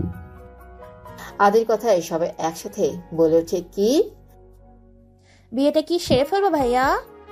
আরে না, আসলে ও আমাকে কথায় কথায় মারে, বকে, গালি দেয়। এইসব তো বউরাই করে, তাই না? গার্লফ্রেন্ড কি কখনো করে? তাই আমি ওকে। অভ্র এবার আদির মাথায় একটা চাটি মেরে বলে, শালা ভয় পাইয়ে দিয়েছিলি তো। ভাব, তোর যদি সত্যি সত্যি বিয়ে হয়ে যেত, বাড়িতে বউ রেখে আবার বিয়ে করতে যেতি, তাহলে তোর বউয়ের রিয়াকশনটা কি হতো? এরকম ভয়ঙ্কর রিয়াকশনটাই এখন হবে, কারণ রিয়া আমার গার্লফ্রেন্ডের চেয়েও বেশি। আচ্ছা, তোমরা এত ভয় পেও না তো। আর আঙ্কেল আন্টি, তোমাদের একটা কাজ করতে হবে। হ্যাঁ বল মা। বড় আব্বুকে ফোন করে বলতে হবে এঙ্গেজমেন্টের কথা। কিন্তু ওনারা তো বিয়ের কথা বলছে। হ্যাঁ জানি, কিন্তু কিছুতেই বিয়ের জন্য তোমরা রাজি হবে না। তোমরা বড় আব্বুকে বলবে যে আদি ভাইয়ার আব্বু আম্মা এইখানে নেই, আর তাদের ভিসার প্রবলেমের জন্য এত তাড়াতাড়ি তারা আসতেও পারবে না, তাই এখন শুধু এঙ্গেজমেন্ট হবে। ওয়াও, গুড জব বিন্দু রানী। এত বুদ্ধি নিয়ে ঘুমাও কিভাবে বলো তো? আমি তো রীতিমতো অবাক হয়ে যাচ্ছি বনু, তোকে এইভাবে দেখে। তোরা থামবি? আমাকে নিয়ে না ডিসকাস করে এখন ওইটা ভাবো যে রিক ভাইয়ার ফিলিংস গুলো আপির সামনে কিভাবে আনবো। দেখো, ওই ফিলিংস কিন্তু নিজেকে বসার সামনে এক্সপোজ করতে হবে। আমরা শুধু এমন একটা সিচুয়েশন ক্রিয়েট করব যাতে রিক বাধ্য হয় ওর মনের কথাগুলো বলতে। একদম ঠিক বলেছেন ডক্টর বাবু। আচ্ছা আদি ভাইয়া, আমি ভাবছিলাম আপুকে আমাদের প্ল্যানের কথা বলি। খেপেছো তুমি বোন? ও আমাকে গিলে খেয়ে ফেলবে। আচ্ছা আদি ভাইয়া, তুমি আপুকে এত কেন ভয় পাও? প্রথমত, ওর বাবা একজন রাগী ভয়ঙ্কর পুলিশ অফিসার, আর ও তার চারকাঠির উপরে রেগে গেলে সব তছনছ করে ফেলে। তাহলে রিলেশনটা কিভাবে হলো? সেটা তো আমিও জানি না, বাট আই রিয়ালি লাভ হার। আদি এই কথাগুলো বলে নিজে নিজেই ব্লাশ করতে শুরু করলো। তখনই সেভাবে আদির কান টেনে পড়ল, নির্লজ্জ ছেলে, আমাদের সামনে এসব বলতে লজ্জা করছে না? আহ মামুনি, লাগছে। আর লজ্জা কেন পাবো? তোমরা তো আমার বেস্ট ফ্রেন্ড। এবার সবাইদের কাণ্ডে হেসে ফেলল। চাঁদটা আজ কালো আকাশের বুকে একটু বেশি চলচল করছে। মেঘের আওয়াজ যেন পারছে না চাঁদটাকে লুকাতে। এদিকে বর্ষা আজ অনেক কান্নাকাটি করছে।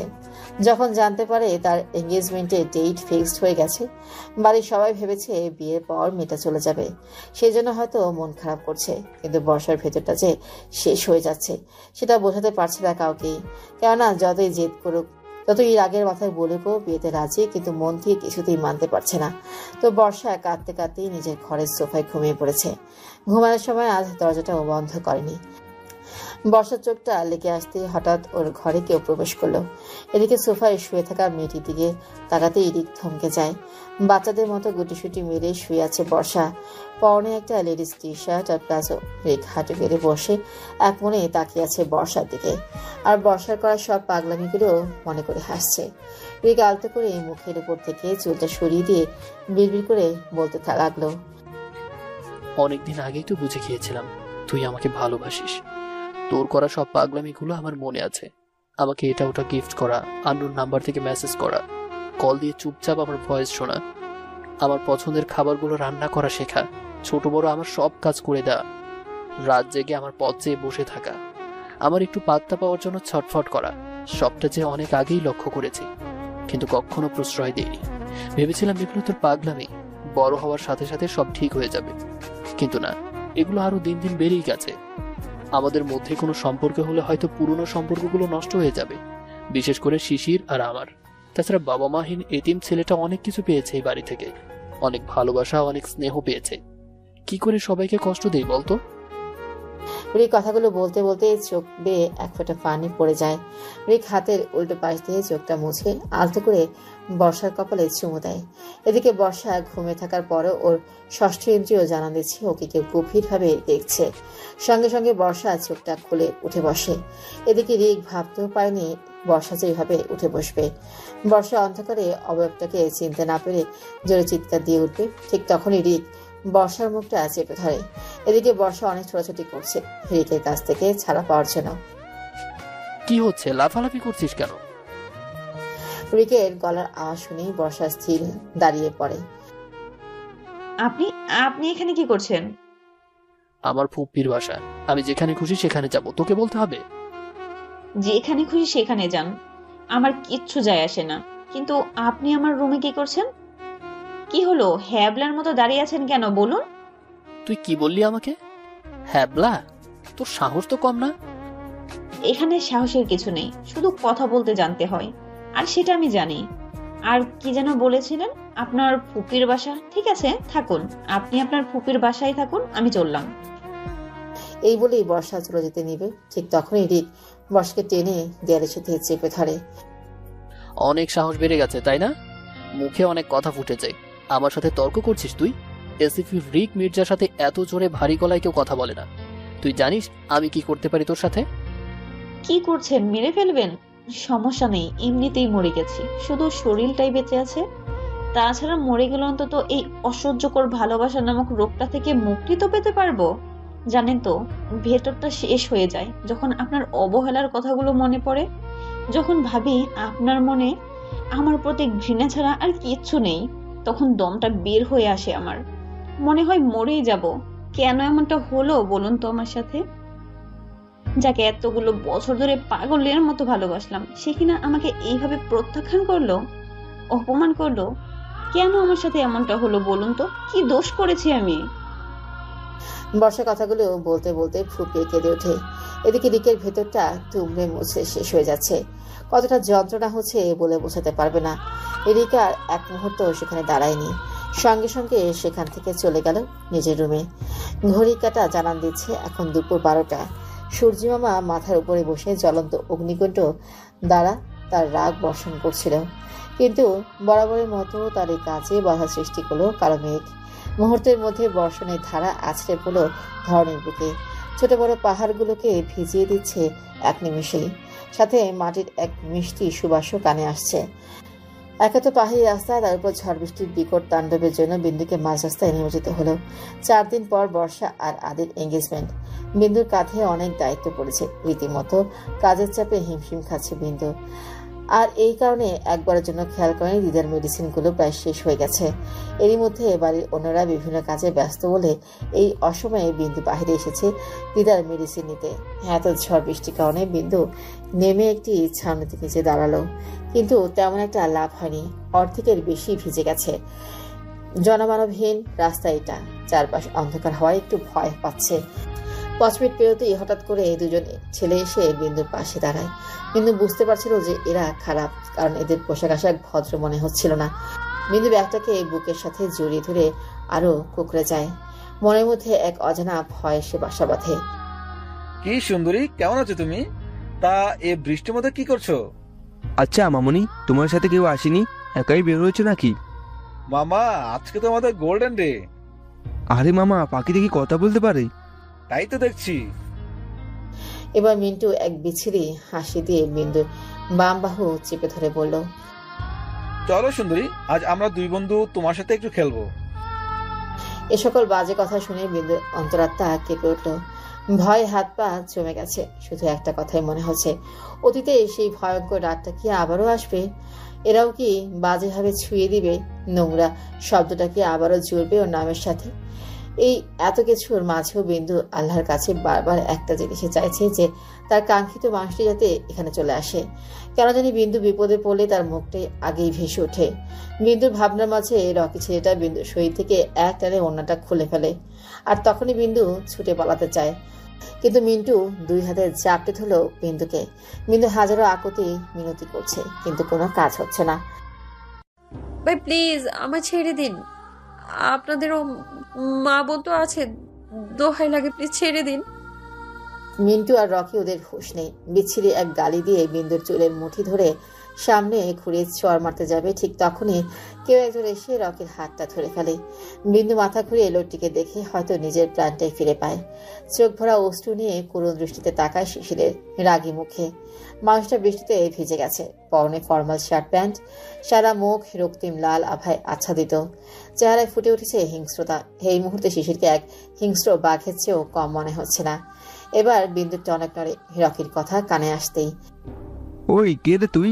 মাঝে এসে দাঁড়ালি কেন? সর এখান থেকে, আমাদেরকে আমাদের কাজ করতে দে। এই বলেই যখন ছেলেটি আবারও বিন্দুর দিকে এগিয়ে যায়, ঠিক তখনই শিশির ছেলেটির পেট বরাবর লাথি মারে।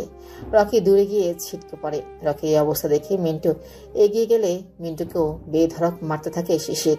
তখনই সোহান আর আরো দুজন গার্ড চলে আসে। শিশির চোখ দিয়ে সোহানকে ছোট্ট একটা ইশারা করে। তখনই সোহান ওকে স্যার বলে মিন্টু আর রকিকে নিয়ে যায়।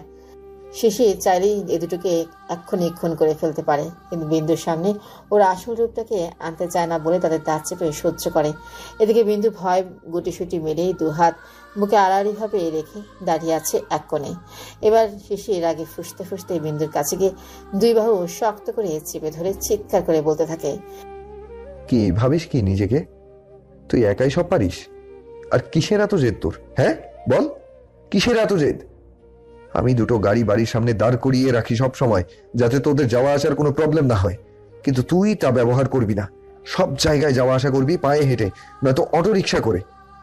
দেখলি তো আজ এসব কি হচ্ছিল? ওরা যদি... বিন্দুর হাত দুটো মনে হচ্ছে খুলে পড়ে আসবে, এত জোরে চেপে ধরেছে শিশির। কিন্তু তার চাইতো বেশি ভয় পাচ্ছে শিশিরের এই রাগ দেখে।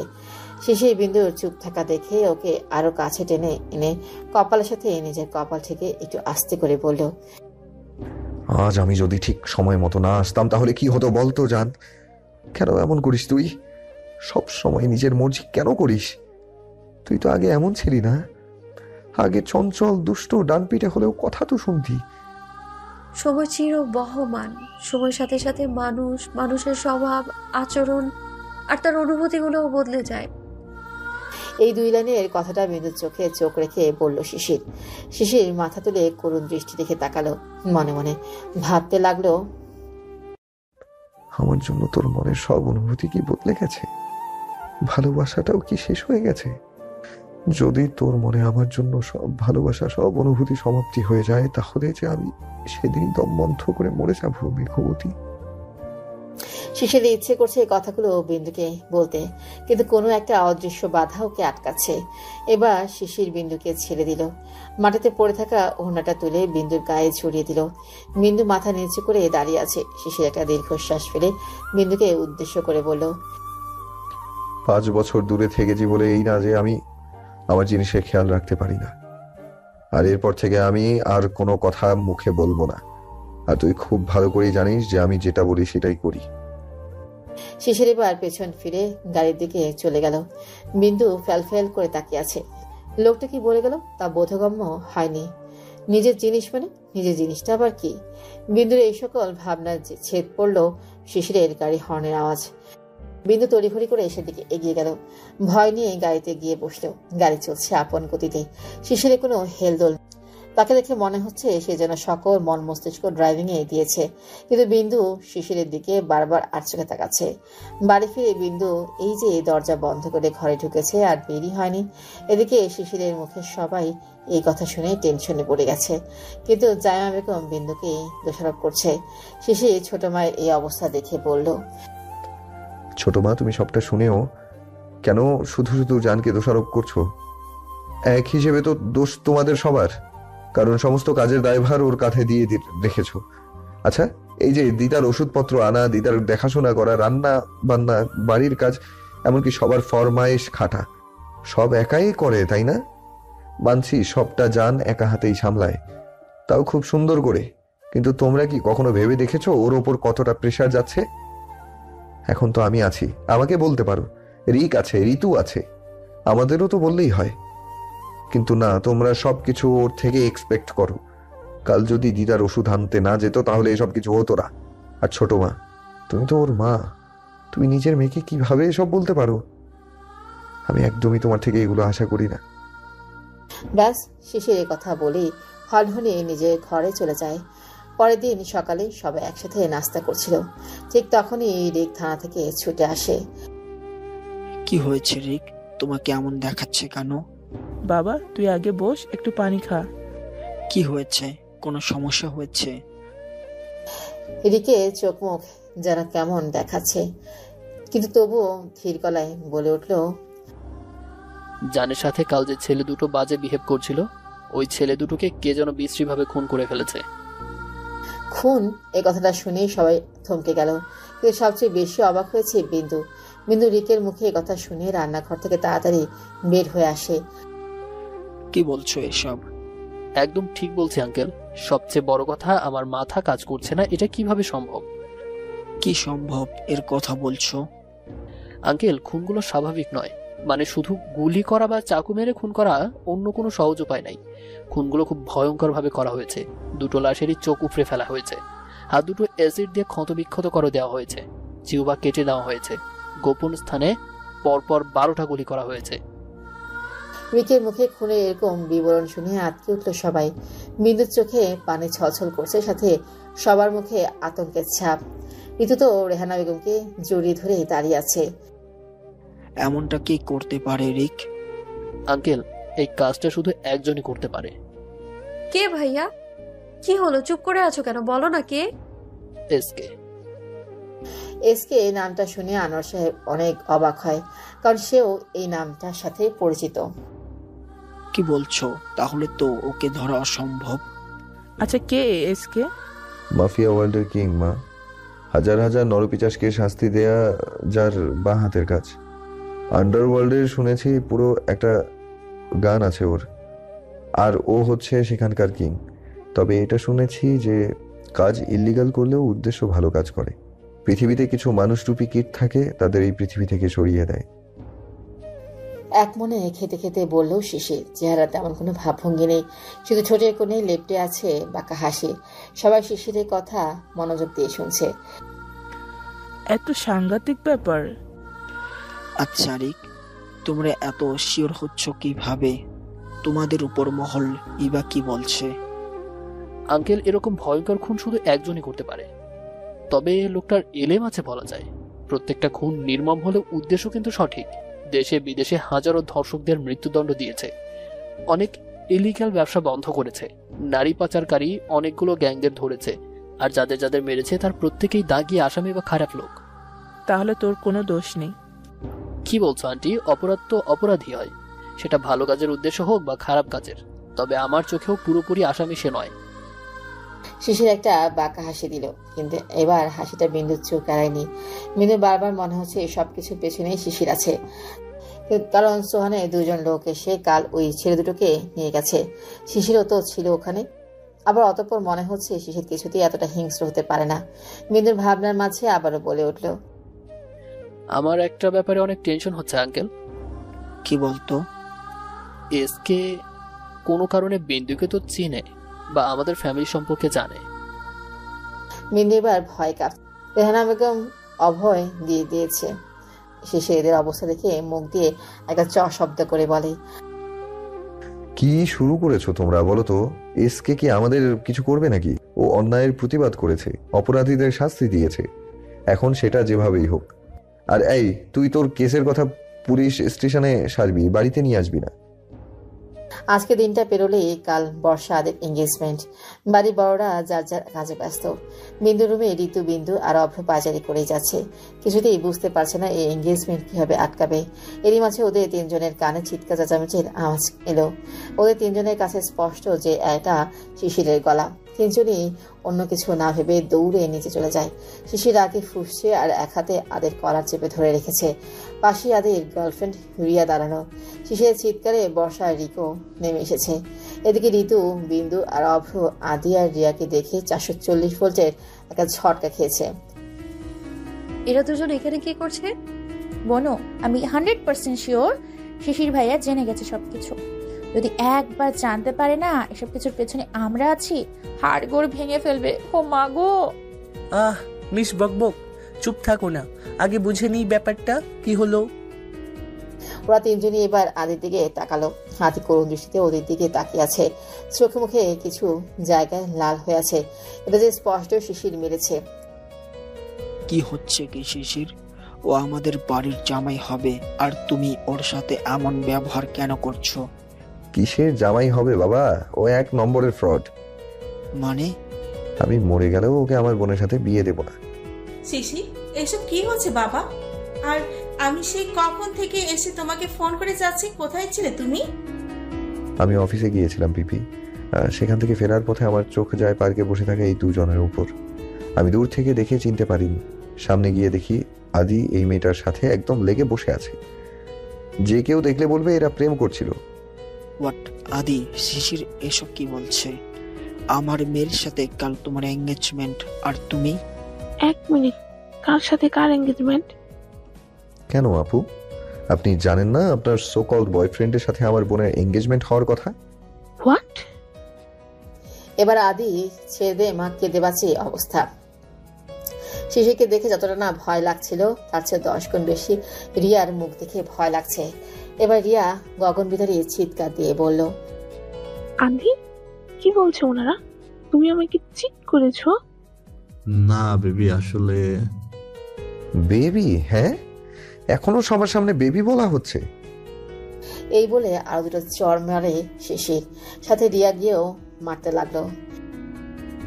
কেন শুধু শুধু মারছেন আমাকে স্যার? আর বেবি তুমিও? একদম আমাকে তুই বেবি বলবি না, আজ তোকে খুন করে ফেলবো। এদিকে কি হচ্ছে শিশির আর রিকের মাথায় কিছুই ঢুকছে না। শিশির, আগে ওকে ছাড়, আগে বলতে দে কি করেছে, তারপর দেখি কি করা যায়। কিছুতেই আমি ছাড়বো না আজ। আমি ওর হাত পা ভেঙে ফেলবো। গার্লফ্রেন্ড রেখে আবার আমার বোনকে বিয়ে করতে চায়, তাই না? এবার অভ্র শিশিরের কাছে গিয়ে বলল, শিশির, আমার কথাটা একবার শুনুন প্লিজ। না, শুনবো না তো, কোনো কথা শুনবো না। আপনারা সবাই ফ্রড। আপনারা আমার বোনের জীবনটাকে নষ্ট করতে চাইছিলেন। কিসের জন্য বলুন তো? কিসের লোভে? টাকা? হ্যাঁ? এবার আর বিন্দু চুপ থাকতে পারলো না। শিশিরের মুখোমুখি গিয়ে দাঁড়ালো। অনেক হয়েছে, এবার ছাড়ুন ওনাকে। ছাড়বো না মানে? তুই জানিস না ও কি করেছে? এই মেয়েটা ওর সব জানি আমি। আর রিয়াপু যে আদি ভাইয়ের গার্লফ্রেন্ড সেটাও জানি। জান, এসব তুমি জানতে? হ্যাঁ বড় আব্বু। বিন্দু রানী, আমি বলছিলাম কি, না ডক্টর বাবু, এবার সব সত্যিটা বলার সময় হয়ে গেছে সবাইকে। বড় মা, এসব আমাদের প্ল্যান ছিল। প্ল্যান মানে? এবার বিন্দু বর্ষার কাছে গিয়ে বর্ষার হাত ধরে টেনে সবার মাঝে এনে বলল, এই যে আপিকে দেখছো, সে অনেক আগে থেকেই রিক ভাইয়াকে ভালোবাসে। হোয়াট? এই কথাটা শুনে সবার উপর বজ্রপাত হলো বলা চলে। বর্ষার সাথে সাথে মাথা নিচু করে ফেলেছে। আর রিক তো কিং কর্তব্য বিমূঢ়। এবার বিন্দু রিকের দিকে তাকিয়ে বলল, আর আমি খুব ভালো করেই জানি রিক ভাইয়াও আপিকে অনেক ভালোবাসে। রিক জানে সব কি বলছে? আমি বলছি, সেদিন যখন ধীরাপুকে আপি আমাদের বাড়িতে দেখে তখন আপির অনেক রাগ হয়। আসলে রিক ভাইয়ার সাথে ধীরা আপুর সখ্যতা আপির একদমই ভালো লাগেনি। এর আগে মাথায় এসে মনের কথাটা বলে দেয় ভাইয়াকে, কিন্তু রিক ভাইয়া আপির মুখে এসব শুনে রিয়াক্ট করে। আমি কিছুতেই বুঝতে পারছিলাম না যে রিক ভাইয়া কেন রিয়াক্ট করলো, কেন বাজে বিহেভ করলো সে। কারণ আমি খুব ভালো করেই জানতাম রিক ভাইয়াও আপিকে ভালোবাসে। পরে জানতে পারি আসল সত্যিটা কি সেটা।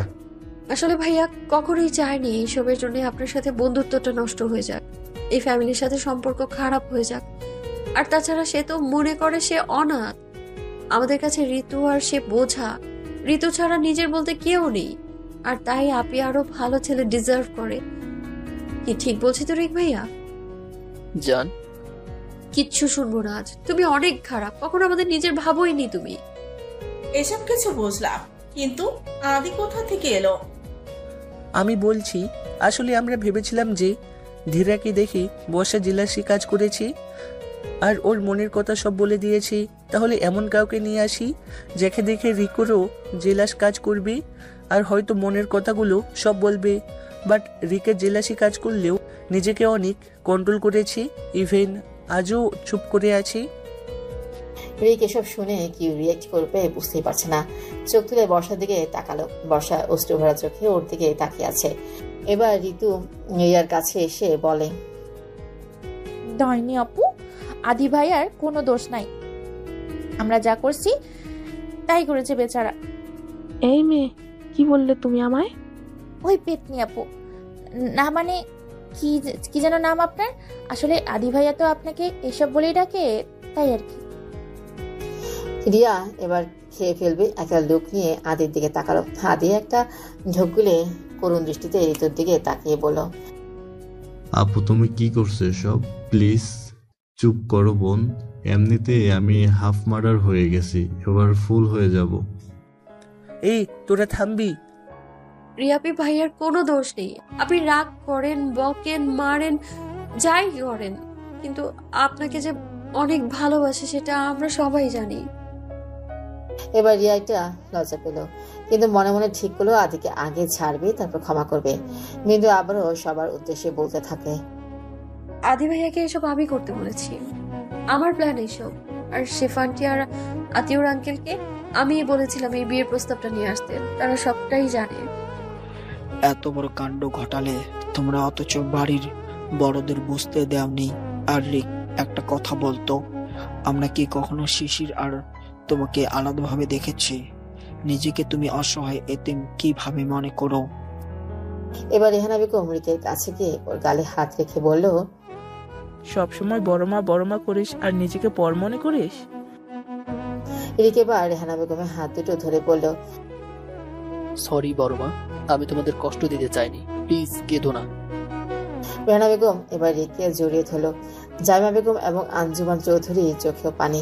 এবার আনোয়ার সাহেব খুব গম্ভীর গলায় বলল, তোমরা যে এত সব কাণ্ড করেছো এটা মোটেও ঠিক করনি। তবে একটা কথা সত্যি যে আমার মেয়েকে রিকের থেকে ভালো কেউ রাখতে পারবে না। আর কালকের এঙ্গেজমেন্টটা হবে রিক আর বর্ষার। আনোয়ার সাহেবের কথা শুনে ঋতু, আদি, অভ্র সবাই চিৎকার করে ওঠে। বিন্দু অনেক খুশি হয়েছে। এদিকে রিক আর বর্ষা একে অপরের দিকে তাকিয়ে আছে। ঋতু বর্ষার কাছে গিয়ে বলল, কি আমার না হওয়া ভাবি? বলেছিলাম না তুমি একমাত্র আমি আমার ভাবি জান হবে। বর্ষা এক ধরে উপরে চলে যায়। সবাই মৃদু হাসে। তার ঠিক পরেই শিশিরও গড়গড় পায়ে উপরে চলে যায়। রিক ভেবেছে শিশির হয়তো চায় না এই সম্পর্কটা হোক, তাই দুই একবার ডেকেছে ও পেছন থেকে। পরে বিন্দু সেটা বুঝতে পেরে রিককে আশ্বাস দেয়। রাত 8টার সময় শিশির ছাদের রেলিং ঘেঁষে দাঁড়িয়ে আছে, হাতে কফির মগ। ঠিক তখনই শিশিরের কাঁধে হাত রাখে রিক। শিশির হালকা মাথাটা কাত করে রিককে দেখে আবারও সামনের দিকে মুখ করে তাকায়। শিশির, আমি জানি তুই আমার উপর রেগে আছিস, বিশ্বাস কর আমি সবসময় চেয়েছি বুড়িকে আমার থেকে দূরে দূরে রাখতে, কিন্তু আমি। ব্যাস, আর কিছু বলতেই পারে না রিক। তার আগেই শিশির রিকের গালে চড় বসালো। শার্টের কলার চেপে ধরে বলতে থাকে, আচ্ছা তুই কি কখনো আমাকে নিজের বন্ধু মনে করেছিস? তুই তো ছোটবেলা থেকে আমার সাথে সব শেয়ার করতি, এমনকি মনের কষ্টগুলো শুধু আমাকে বলতি। তাহলে এটা কেন বলিসনি যে তুই বুড়িকে ভালোবাসিস? আর আমি এটা কিছুতেই বিশ্বাস করতে পারছি না যে তুই আমাকে এতটাই নিষ্ঠুর ভাবিস যে আমি এসব মেনে নিব না বা তোর সাথে সম্পর্ক নষ্ট করে দিব? আরে আমি গ্যারান্টি দিয়ে বলতে পারি আমার বোন শুধু তোর সাথেই ভালো থাকবে। আমি চিনি তোকে, আর তুই জানিস না তুই কতটা ইম্পর্টেন্ট আমার কাছে। শিশির আর কিছু বলার আগেই রিক ওকে জড়িয়ে ধরে। দূর থেকে দাঁড়িয়ে সবটা দেখছে বিন্দু, ঠোঁটের কোণে মৃদু হাসি। বিন্দু জানতো শিশির ওদের সম্পর্ক নিয়ে কোনো আপত্তি করবে না। ছাড় শালা, নইলে এবার কেঁদে দিব। শালা তো তুই হবি আমার। বলেই হাসলো দুজনে। এবার বিন্দু চোখে মুখে কপট রাগের ভাব নিয়ে কফি ট্রেটা জোরে শব্দ করে রেলিং এর উপর রেখে তীক্ষ্ণ চোখে রিকের দিকে তাকায়। এই রে বনু এখনো রেগে আছে? তুই রাগ করলে ভালো মন্দ রান্না করে কে খাওয়াবে বল? ও বনু রান্না করে খাওয়াই বলে এত স্নেহ, এত দরদ, বাহ। আরে না রে পাগলি, তুই তো জানিস আমি তোকে কত ভালোবাসি। আচ্ছা ঠিক আছে, এই যে কান ধরে বলছি সরি। যাকে সরি বলা উচিত তাকে কি সরিটা বলেছো? বিন্দুর কথা শুনে রিক মাথা নিচু করে ফেলে। আসলেও অনেকটা অনুতপ্ত। ও আদৌ ক্ষমা করবে কিনা জানি না। ও তো এবার রিকের হাত ধরে বিন্দু বলতে শুরু করে, ভালোবাসা কি জানো ভাইয়া? ভালোবাসা হলো সর্বক্ষণ ভালোবাসার মানুষটিকে অনুভব করা। সে কাছে আছে কিংবা দূরে তাতে কিছুই যায় আসে না। ভালোবাসা হচ্ছে এক অনুভূতি, যার অনুভবে সুখ আছে। ভালোবাসা কারো কাছে কেয়ারিং তো কারো কাছে শেয়ারিং, কারো কাছে ভোরের মিষ্টি বার্তা, কারো কাছে নির্দিষ্ট একটা বাক্য, কারো কাছে চোখের জল তো কারো কাছে আবার ভালোবাসার একটা গোলাপ ফুল, কারো জন্য হাতে হাত রেখে পথ চলা, কাছের মানুষকে একটু কাছে পাওয়া তো কাউকে দূর থেকে ভালোবাসা। ভালোবাসার হাজারো সংজ্ঞা আছে, এক একজন এক একটা মনে করে, কিন্তু অনুভূতি সেটা কিন্তু একই। ভালোবাসা এমন একটা জিনিস যার জন্য জীবনটা বিলিয়ে দিলেও সার্থক মনে হয়। ভালোবাসা এক নিঃস্বার্থপরতা। ভাইয়া আপনি তোমার উপর যতই রাগ করুক না কেন সে তোমাকেই ভালোবাসে, এটা তো মিথ্যে নয়। প্লিজ গিয়ে কথা বলো, দেখবে সব মান অভিমান ভেঙে গিয়েছে।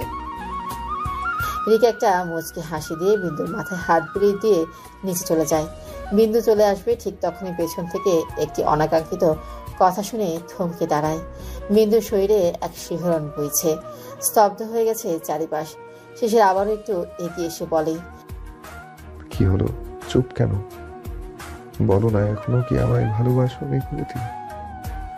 বিন্দুর গলা ধরে আসছে, কথাগুলো ভেতরে দলা পাকিয়ে যাচ্ছে। বিস্ময়ে শেষ সীমানায় ও। তবুও বিন্দু নিজেকে সামলে শিশিরের চোখের দিকে তাকিয়ে বলল, আমি কি আদৌ আপনাকে কখনো ভালোবেসেছিলাম? আমার তো সবকিছু আবেগ ছিল, তাই না? শিশির এক করুণ দৃষ্টি নিক্ষেপ করে বিন্দুর দিকে আর কিছু বলবে তার আগেই ছুটে বিন্দু নিচে চলে যায়। শিশির চোখের কোণ থেকে পানিটা মুছে নেয় আর নিজেকেই বলতে থাকে, আমি প্রমিস করছি তোমায় মেঘবতী, যতটা কষ্ট দিয়েছি তার চেয়ে 1000 গুণ ভালোবাসা দিব, আগলে রাখবো বক্ষ মাঝারে। আর এখন শিশির চৌধুরী খুব ভালো করেই বুঝে গেছে যে তুমি হচ্ছ তার বেঁচে থাকার একমাত্র কারণ। তোমার থেকে দূরে যে আর থাকতে পারছি না। হাঁটুতে মুখ গুজে কাছে বিন্দু। কেন জানি ওর আজ খুব ইচ্ছে করছে শিশিরের সাথে ঠিক আগের মতো ঝগড়া করতে। বিন্দু কাঁদতে কাঁদতে বলছে, কেন ফিরে এসেছো তুমি আবার? আমি যে অনেক কষ্টে নিজেকে সামলেছি, কেন এসেছো পুরাতন কথাগুলো তাজা করতে আবার? এই 5-5টা বছর যে আবার কিভাবে কেটেছে সেটা একমাত্র আমিই জানি। তুমি আমার থেকে সবকিছু কেড়ে নিয়েছো, আমি যে আরো দুর্বল হয়ে পড়তে চাই না। আনন্দমুখর পরিবেশ চারিদিকে, আত্মীয় স্বজনদের নিয়ে পুরো চৌধুরী বাড়ি গমগম করছে। আজ বর্ষা আর রিকের এঙ্গেজমেন্ট। এদিকে কাল থেকে বর্ষার চোখে মুখে আনন্দের কোনো সীমা নেই। রিকের ব্যবহারের জন্য রেগে থাকলেও ভালোবাসার মানুষটাকে ফিরিয়ে দেওয়ার সাধ্য বর্ষা ছিল না। সবকিছু মিটমাট করে নেয় দুজনে। প্রায় সন্ধ্যা হয়ে আসছে আর ধীরে ধীরে মেহমানও চলে এসেছে। অভ্ররাও এসেছে খানিকক্ষণ হলো। হাতে একটা প্যাকেট নিয়ে দাঁড়িয়ে আছে অভ্র, মূলত আশেপাশে বিন্দুকে খুঁজে যাচ্ছে। ওই বিন্দু রানী, এদিকে এসো। জি বলুন। সে কখন থেকে খুঁজছি, কোথায় ছিলে আর এখনো রেডি হওনি কেন? এই তো এখনই যাব। ভালোই করেছো, এই নাও প্যাকেটটা, ধরো। কি আছে এতে ডক্টর বাবু? শাড়ি, যেটা আজকে পরবে। কিন্তু আমি তো শাড়ি পরি না ডক্টর বাবু। আর এটা তো আপনি খুব ভালো করেই জানেন। যে কারণে আগে শাড়ি পরতে আমি চাই, আজকেও সেই কারণে শাড়িটা পরো। ডক্টর বাবু। এবার অভ্র হালকা করে বিন্দুর ডান গালে স্পর্শ করে বলল, এখন আর কিছু শুনবো না, জলদি গিয়ে রেডি হয়ে আসো। বিন্দু শাড়ির প্যাকেটটা নিয়ে উপরে চলে গেল। বিন্দু লম্বা লম্বা পায়ে নিজের রুমে যাচ্ছিল, হঠাৎ করে হাতের হ্যাঁচকা টানে চমকে যায়। বিন্দু কিছু বুঝতে না পেরে যখনই জোরে চিৎকার দিতে যাবে, কেউ ওর মুখটা চেপে ধরে। চোখের সামনে রাগান্বিত চেহারা নিয়ে দাঁড়িয়ে আছে শিশির। শিশিরকে দেখে ভয় এক ঢোক গেল বিন্দু। শিশির বিন্দুর মুখ ছেড়ে দুবাহু শক্ত করে ধরল। খুব বার বেড়েছিস তাই না? পাখনা গজিয়েছে তাই না? একটা কথা মনে রাখিস, এই শিশির চৌধুরী 1 মিনিটে এই ডানা ছেটে দিতে পারে। আপনি এসব কি বলছেন? আর আমাকে এভাবে ধরে কেন রেখেছেন? ছাড়ুন আমায়, লাগছে আমার। আমি ধরলেই লাগে? আর এই অভ্র যখন গায়ে হাত দেয় তখন বুঝি খুব ভালো লাগে? আচ্ছা আমাকে বল, অভ্র কিভাবে ধরে? বিন্দু এবার খুব রাগলো। কি বলছে লোকটা বুঝতে পারছে না। বিন্দু শরীরের যত শক্তি আছে তাদের শিশিরকে ধাক্কা দিল। শিশির অন্যমনস্ক থাকায় দুপা পিছিয়ে গেল। কি ভাবেন আপনি নিজেকে? হ্যাঁ, আরে এইসব কি জঘন্য কথা। প্লিজ দোহাই লাগে, ডক্টর বাবুকে নিয়ে এইসব বাজে কথা বলবেন না। খুব গায়ে লেগেছে তাই না? ওর সাহস কি করে হয় আমার চোখের সামনে তোকে স্পর্শ করার? ওকে আমি জানে মেরে ফেলবো। আর 24টা ঘন্টা ওর সাথে কি তোর বল? ওর সাথে কথা বলার সময় মুখ থেকে হাসি সরে না, আর আমার কাছে গেলেই মুখটা ফিরিয়ে নিস। প্লিজ চুপ করুন। আর তাছাড়া আমি কার সাথে কি করব, কার সাথে কথা বলবো সেটা আমার ব্যাপার। আপনি কথা বলার কে? হ্যাঁ। শিশির এবার আরো রেগে যায়। বিন্দুকে টেনে বিছানায় ফেলে দুহাত চেপে ধরে, মুখটা কাছে নিয়ে তাদের দাঁত চেপে বলে, তুই কার সাথে কথা বলবি না বলবি সেটা আমি ঠিক করব। একটা কথা ভালো করে মাথায় ঢুকিয়ে নে, তোর দিনের শুরুটা আমি আর শেষটাও আমি। বিন্দু থম মেরে তাকিয়ে আছে শিশিরের দিকে। কি বলছে লোকটা কিছুই বুঝতে পারছে না। এবার শিশিরের চোখ পড়লো মাটিতে পড়ে থাকা শপিং ব্যাগটির উপরে। শিশির সময় নষ্ট না করে ব্যাগটি হাতে তুলে নিল আর ব্যাগের ভিতর থেকে মিষ্টি কালারের শাড়িটা বের করলো। ও আচ্ছা, পছন্দের কালার কি সেটাও জানে অভ্র? বাহ। বিন্দু কিছু বলতে যাবে তার আগে শিশির প্যান্টের পকেট থেকে লাইটারটা বের করে শাড়িতে আগুন ধরিয়ে দেয়। বিন্দু হতভম্বের মতো তাকিয়ে আছে। ও কি বলবে তারও ভাষা হারিয়ে ফেলেছে। জ্বলন্ত শাড়িটার দিকে তাকিয়ে রইল এক দৃষ্টিতে। শিশির এবার একটা দীর্ঘশ্বাস ফেলে বিন্দুর কাছে গিয়ে ওকে টেনে দাঁড় করালো। মেঘবতী, আমার খারাপ রূপটা আমি তোমাকে দেখাতে চাইছি না, এইভাবে আমাকে অশান্ত করে দিও না। তুমি যদি চাও আমি শান্ত থাকি তাহলে প্লিজ আমার কথার অবাধ্য হতে যেও না। এই বলে শিশির রুম থেকে বের হয়ে যায়। বিন্দু এখনো তাকিয়ে আছে শিশিরের যাওয়ার দিকে।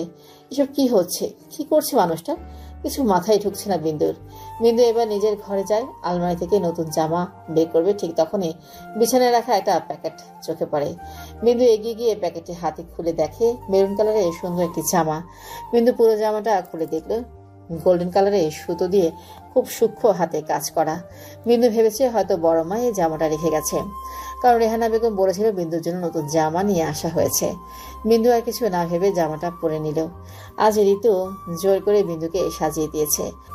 চোখে মোটা করে কাজল আর হালকা একটু লিপস্টিক, এতেই যেন হুড়পুড়ির চেয়ে কম মনে হচ্ছে না বিন্দুকে। এবার বিন্দু নিচে নেমে আসে। শিশির এক দৃষ্টিতে তাকিয়ে আছে তার মেঘবতীর দিকে।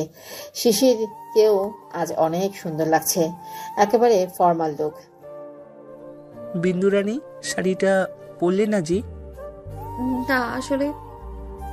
সমস্যা নেই, আমি তোমাকে কোনো কিছুর জন্য জোর করতে চাই না, তবে যে তুমি সবসময় নিজের মনের কথাটা শোনো এটা আমার খুব ভালো লাগে।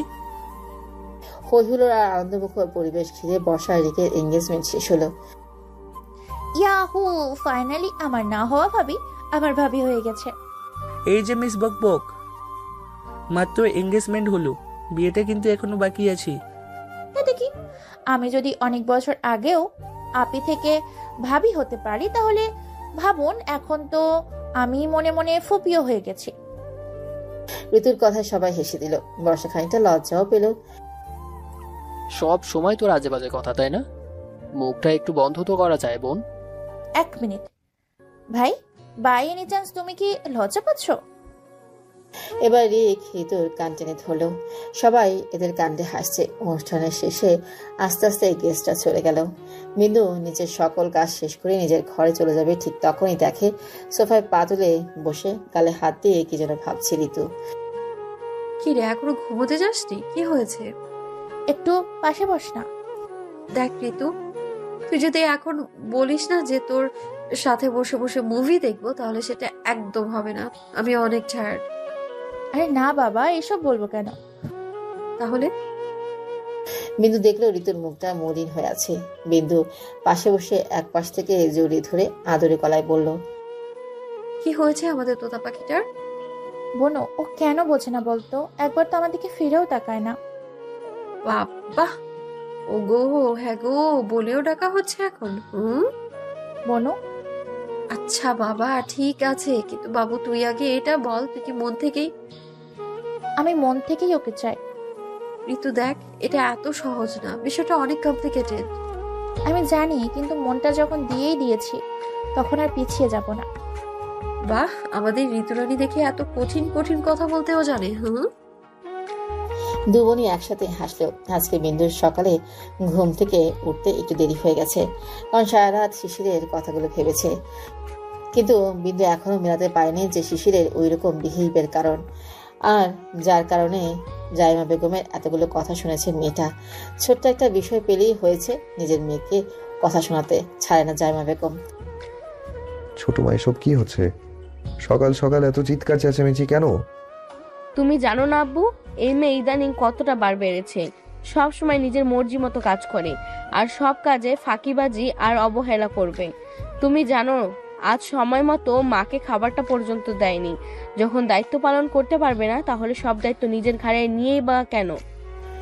ছোট একটা কথা বলতো, কোনো সময় এমন হয়েছে যে এই মেয়েটা কারোর প্রয়োজন অপ্রয়োজনে মেটাতে না করেছে? সব সময় অন্যের কথাটা সবার আগে ভাবে, আর রইল মায়ের কথাটা। আমরা তো আরো মানুষ আছি খেয়াল রাখার জন্য। ছোট বৌমা, এটা মেয়েটার নিজের বাড়ি, তোমার নিজের মেয়েও।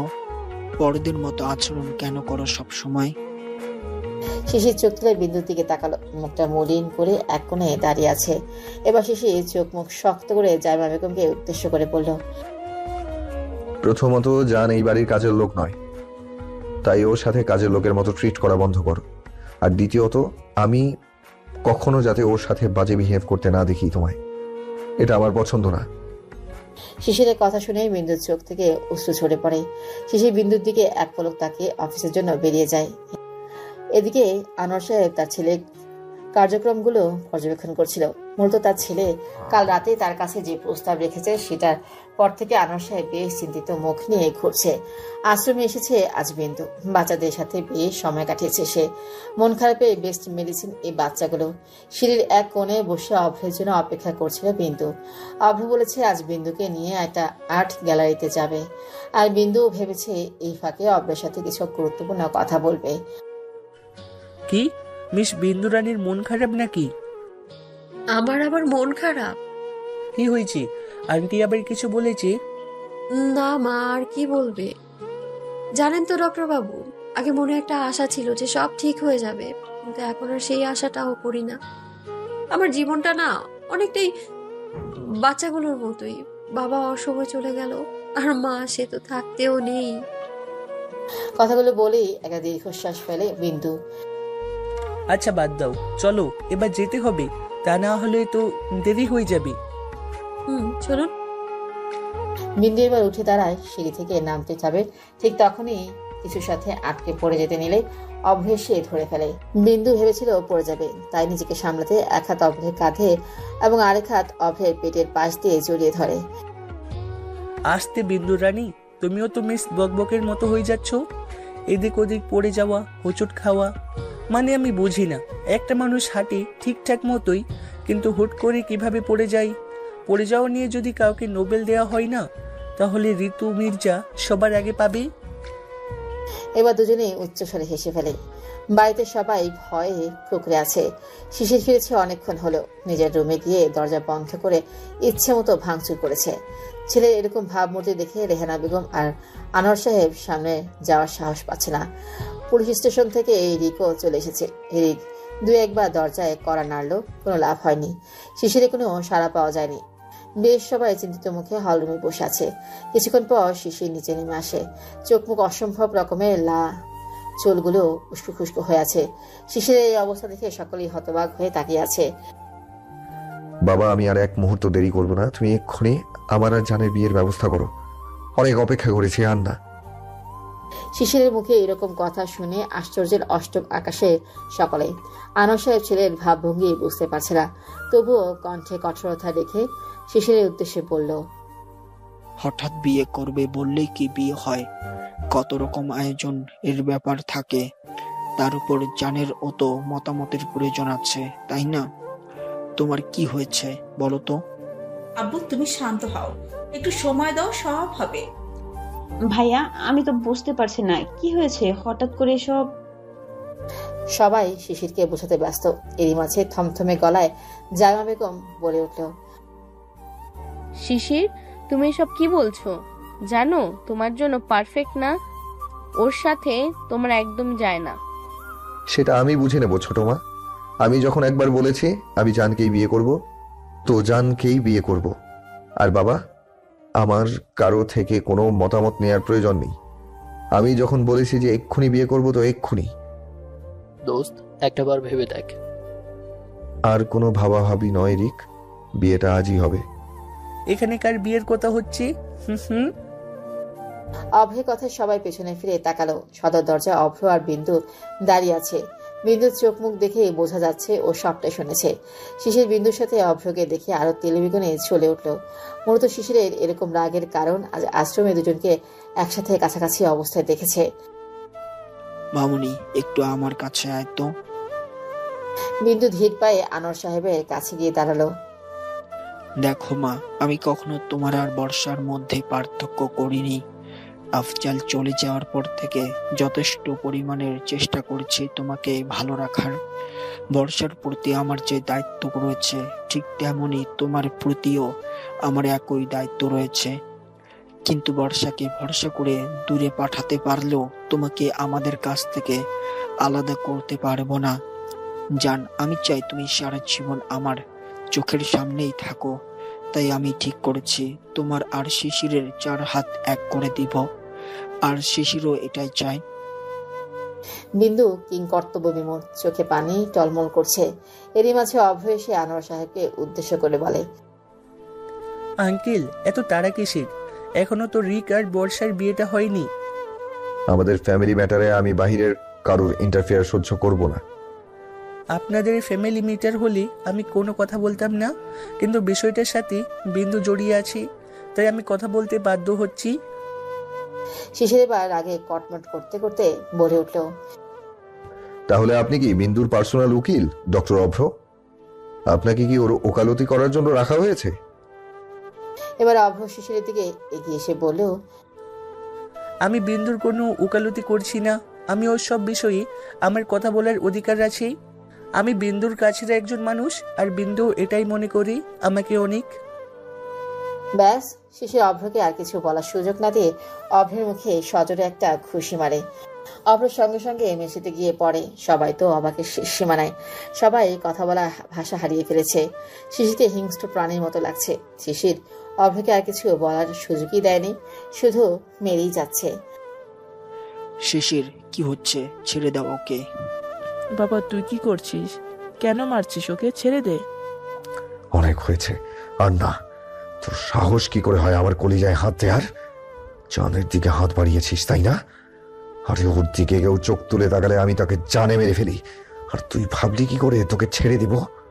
শিশির, কি হচ্ছে? কি পাগলামি হচ্ছে? ছাড় ওকে, ছাড়। রিক জোর জবরদস্তি শিশিরকে অভ্রের থেকে ছাড়িয়ে আনে। অভ্রের নাক মুখ থেকে রক্ত বের হচ্ছে। কোনো রকমে উঠে দাঁড়ালো। শিশির আবারও তেরে যেতেই বিন্দু এসে আটকালো। আপনার মাথা ঠিক আছে? কি করছেন এসব? আপনি ডক্টর বাবুকে এভাবে? খুব গায়ে লাগছে, তাই না? সব সময় এই নামটা মুখে থাকে, সব সময় অভ্র তোর আশেপাশে থাকে। কে কে হয় ও তোর? বল। শিশিরের চিৎকারে কেঁপে উঠল বিন্দু। এরই মধ্যে জাইমা বেগম বলে উঠল, দেখেছো সবাই, আমি বলেছিলাম না এই মেয়ে সুবিধার না। সবসময় বাহিরে যাওয়ার জন্য উতলা হয়ে থাকে। আল্লাহ জানে এই মেয়ে আর কত নষ্টামি করে বেড়ায়। মায়ের কথা শুনে এক দৃষ্টিতে তাকিয়ে আছে বিন্দু। এটা আদৌ ওর মা তো? এরই মাঝে অভ্র বলে, আন্টি প্লিজ বিন্দুকে বাজে কথা বলবেন না, ও আপনার মেয়ে আর আপনি নিজের মেয়ের সম্পর্কে এসব বলছেন। শিশিরেরও অনেক রাগ লাগে ছোট মায়ের এসব বাজে কথা শুনে। শিশির কিছু বলতে যাবে তার আগে অভ্রকে বিন্দুর হয়ে কথা বলতে দেখে আরো রেগে যায়। মিস্টার শিশির চৌধুরী, আপনি শুধু শুধু আমাকে ভুল বুঝছেন। দেখুন, বিন্দু আমার খুব ভালো বন্ধু আর ও আমার কাছে ইম্পর্টেন্টও বটে, কিন্তু আপনি আমাদের। শিশির এসে আবার অভ্রের দিকে এগিয়ে যায়। ঠিক তখনই বিন্দু এসে শিশিরকে সজোরে ধাক্কা দেয়। এতে করে শিশির দু কদম পিছিয়ে যায়। হতবাক হয়ে তাকিয়ে থাকে বিন্দুর দিকে। ব্যাস, অনেক হয়েছে, অনেক সহ্য করেছি। আর না, কি ভেবেছেন কি আপনি? হ্যাঁ, আর কি জানেন আমার সম্পর্কে? 5 বছর পর হুট করে এসে আমায় বিয়ে করতে চাইছেন কেন? একটু খোলাসা করে বলবেন আপনি, এই দয়ার কারণটা কি? জান, হ্যাঁ ঠিকই বলেছি আমি। আপনার চোখে তো আমি রাস্তার একটা মেয়ে, তাই না? নির্লজ্জ, বেহায়া, রাইট? আপনার নিশ্চয়ই মনে আছে আর কি কি উপাধি দিয়েছিলেন আপনি আমায়। প্রত্যেকটা কথা, আপনার ব্যবহার সব মনে আছে আমার। এখন এসব করে কি প্রমাণ করতে চাইছেন আপনি বলুন তো? আপনি মহান? সবার চোখে মহান হতে চাইছেন আপনি? একটা কথা ভালো করে মনে রাখবেন, সবার কাছে আপনি মহান হলেও আমার চোখে আপনি অপরাধী, আর সারা জীবন অপরাধী হয়ে থাকবেন আপনি। জান প্লিজ চুপ কর বোনু। না ভাইয়া, আজকে বলতে দাও আমায়। ওর সব সত্যিটা জানার দরকার আছে। আমার সবকিছু কেড়ে নিয়ে ওলট পালট করে দিয়েছেন উনি, সবকিছু কেড়ে নিয়েছেন উনি, আমার জীবনটাকে বিষাদময় করে দিয়েছে। জান এসব বলার সময় এখন না। 1 মিনিট রিক, আমি সবটা জানতে চাই। এমন কি করেছি আমি? কি দোষ আমার? শুনতে চান? তাহলে শুনুন। আমার বাবাকে আপনার জন্য হারিয়ে ফেলেছি আমি। আপনি কি ভেবেছেন আমার বাবা অ্যাক্সিডেন্টে মারা গেছে? না, আমার বাবাকে খুন করা হয়েছে। ওরা আমার বাবাকে মেরে ফেলেছে, তাও আমার চোখের সামনে। বিন্দু এই কথা শুনে শিশিরের সবটা থমকে যায়। কি বলছে বিন্দু? ছোট আব্বুকে খুন করা হয়েছে মানে? সকালের চোখে পানি ছলছল করছে।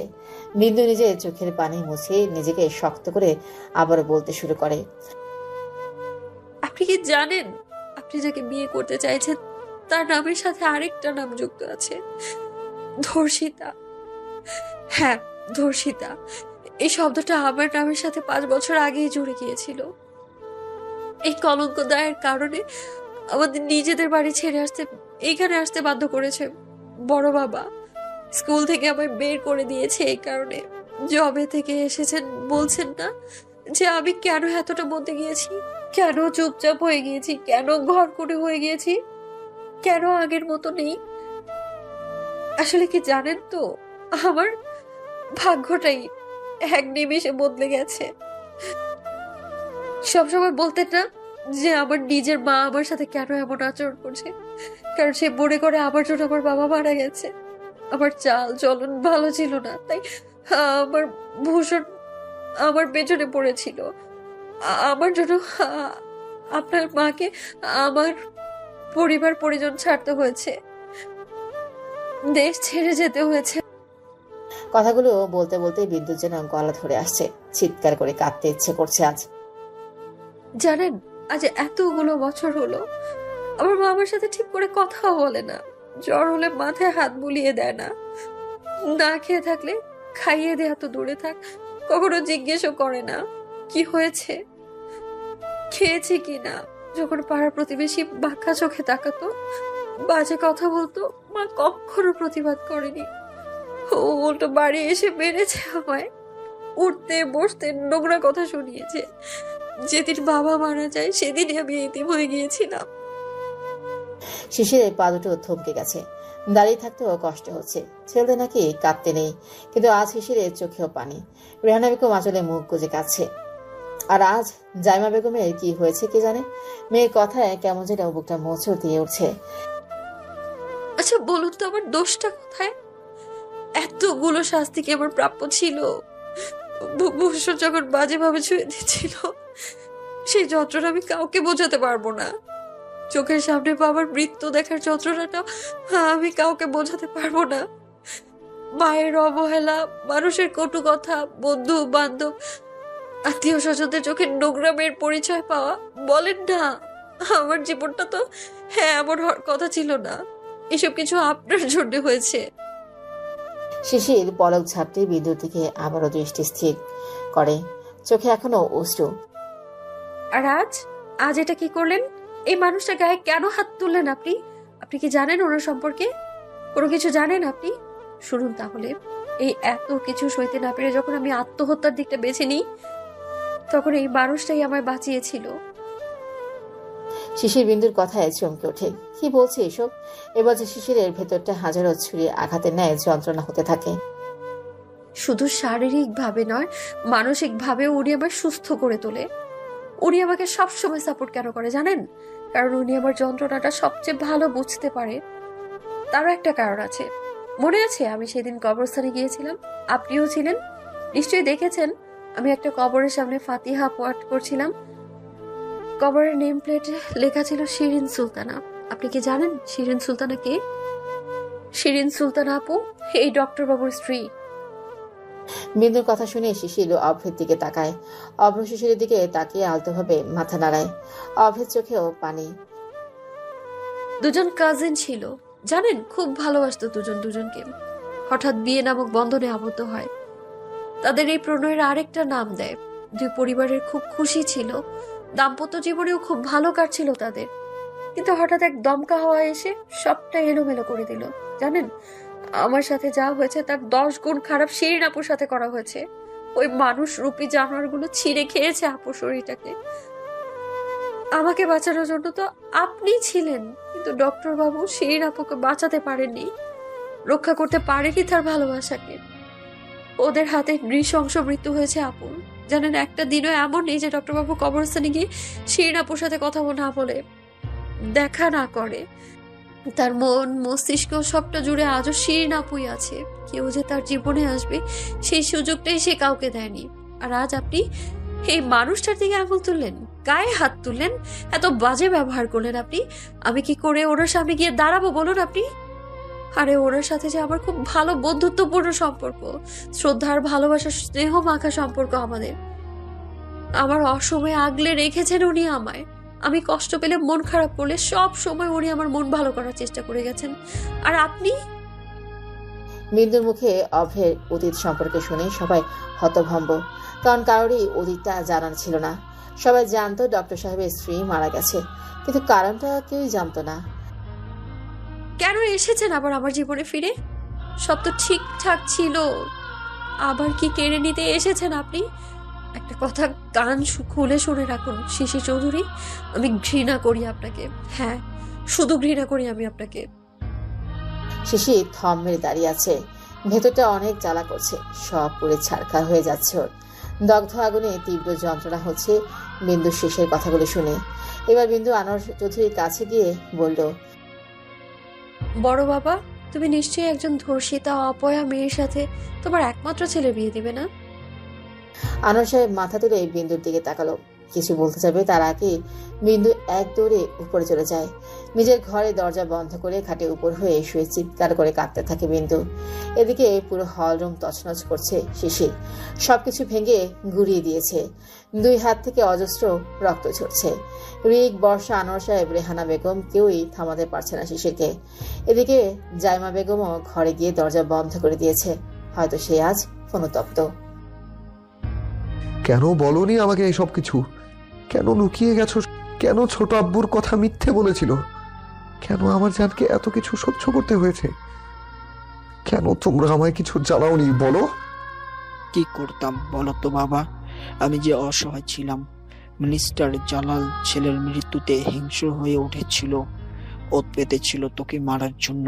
তোকে তখন সবকিছু বলে তুই চলে আসতি। এই সামান্য কারণে তোমরা আমাকে কিছু বলনি। এটা সামান্য কারণ না শিশির, তোমার জীবনের ঝুঁকি ছিল।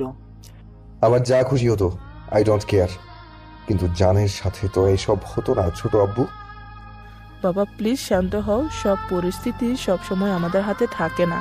তবে একটা কথা আমি খুব ভালো করে জানি, আমাদের জানটা অনেক কষ্ট পেয়েছে এটুকু জীবনে। ওর জীবনের সব সুখ শান্তি একমাত্র তুই ফিরিয়ে দিতে পারবি বাবা। আমি তোদের দুজনের চোখেই দুজনের প্রতি ভালোবাসা দেখেছি। জানিস তো, মানুষ মাত্রই ভালোবাসার কাঙ্গাল, ভালোবাসার দাস। দেখ না, এত কষ্ট বিচ্ছেদ যন্ত্রণার পরও মানুষ কিন্তু ভালোবাসাটাই চায়, ভালোবাসার মানুষটাকে পাশে পেতে চায়। জান হয়তো মুখে কিছু বলে না, কিন্তু এই 5টা বছরও প্রতিটা মুহূর্ত তোর জন্য ছটফট করেছে। তুই যাওয়ার পর থেকে কেমন যেন একটা হয়ে গেল। শিশির, আমি তোকে অনুরোধ করছি বাবা, প্লিজ মেয়েটার মুখে হাসি ফিরিয়ে দে। আমি জানি এসব এত সহজ হবে না, কিন্তু তুই পারবি। শিশির এবার উঠে মাকে জড়িয়ে ধরে, মায়ের চোখ মুছে দিয়ে বলল, আমি তোমাকে প্রমিস করছি মা, আমি আবার আমাদের আগের জানকে ফিরিয়ে আনবো।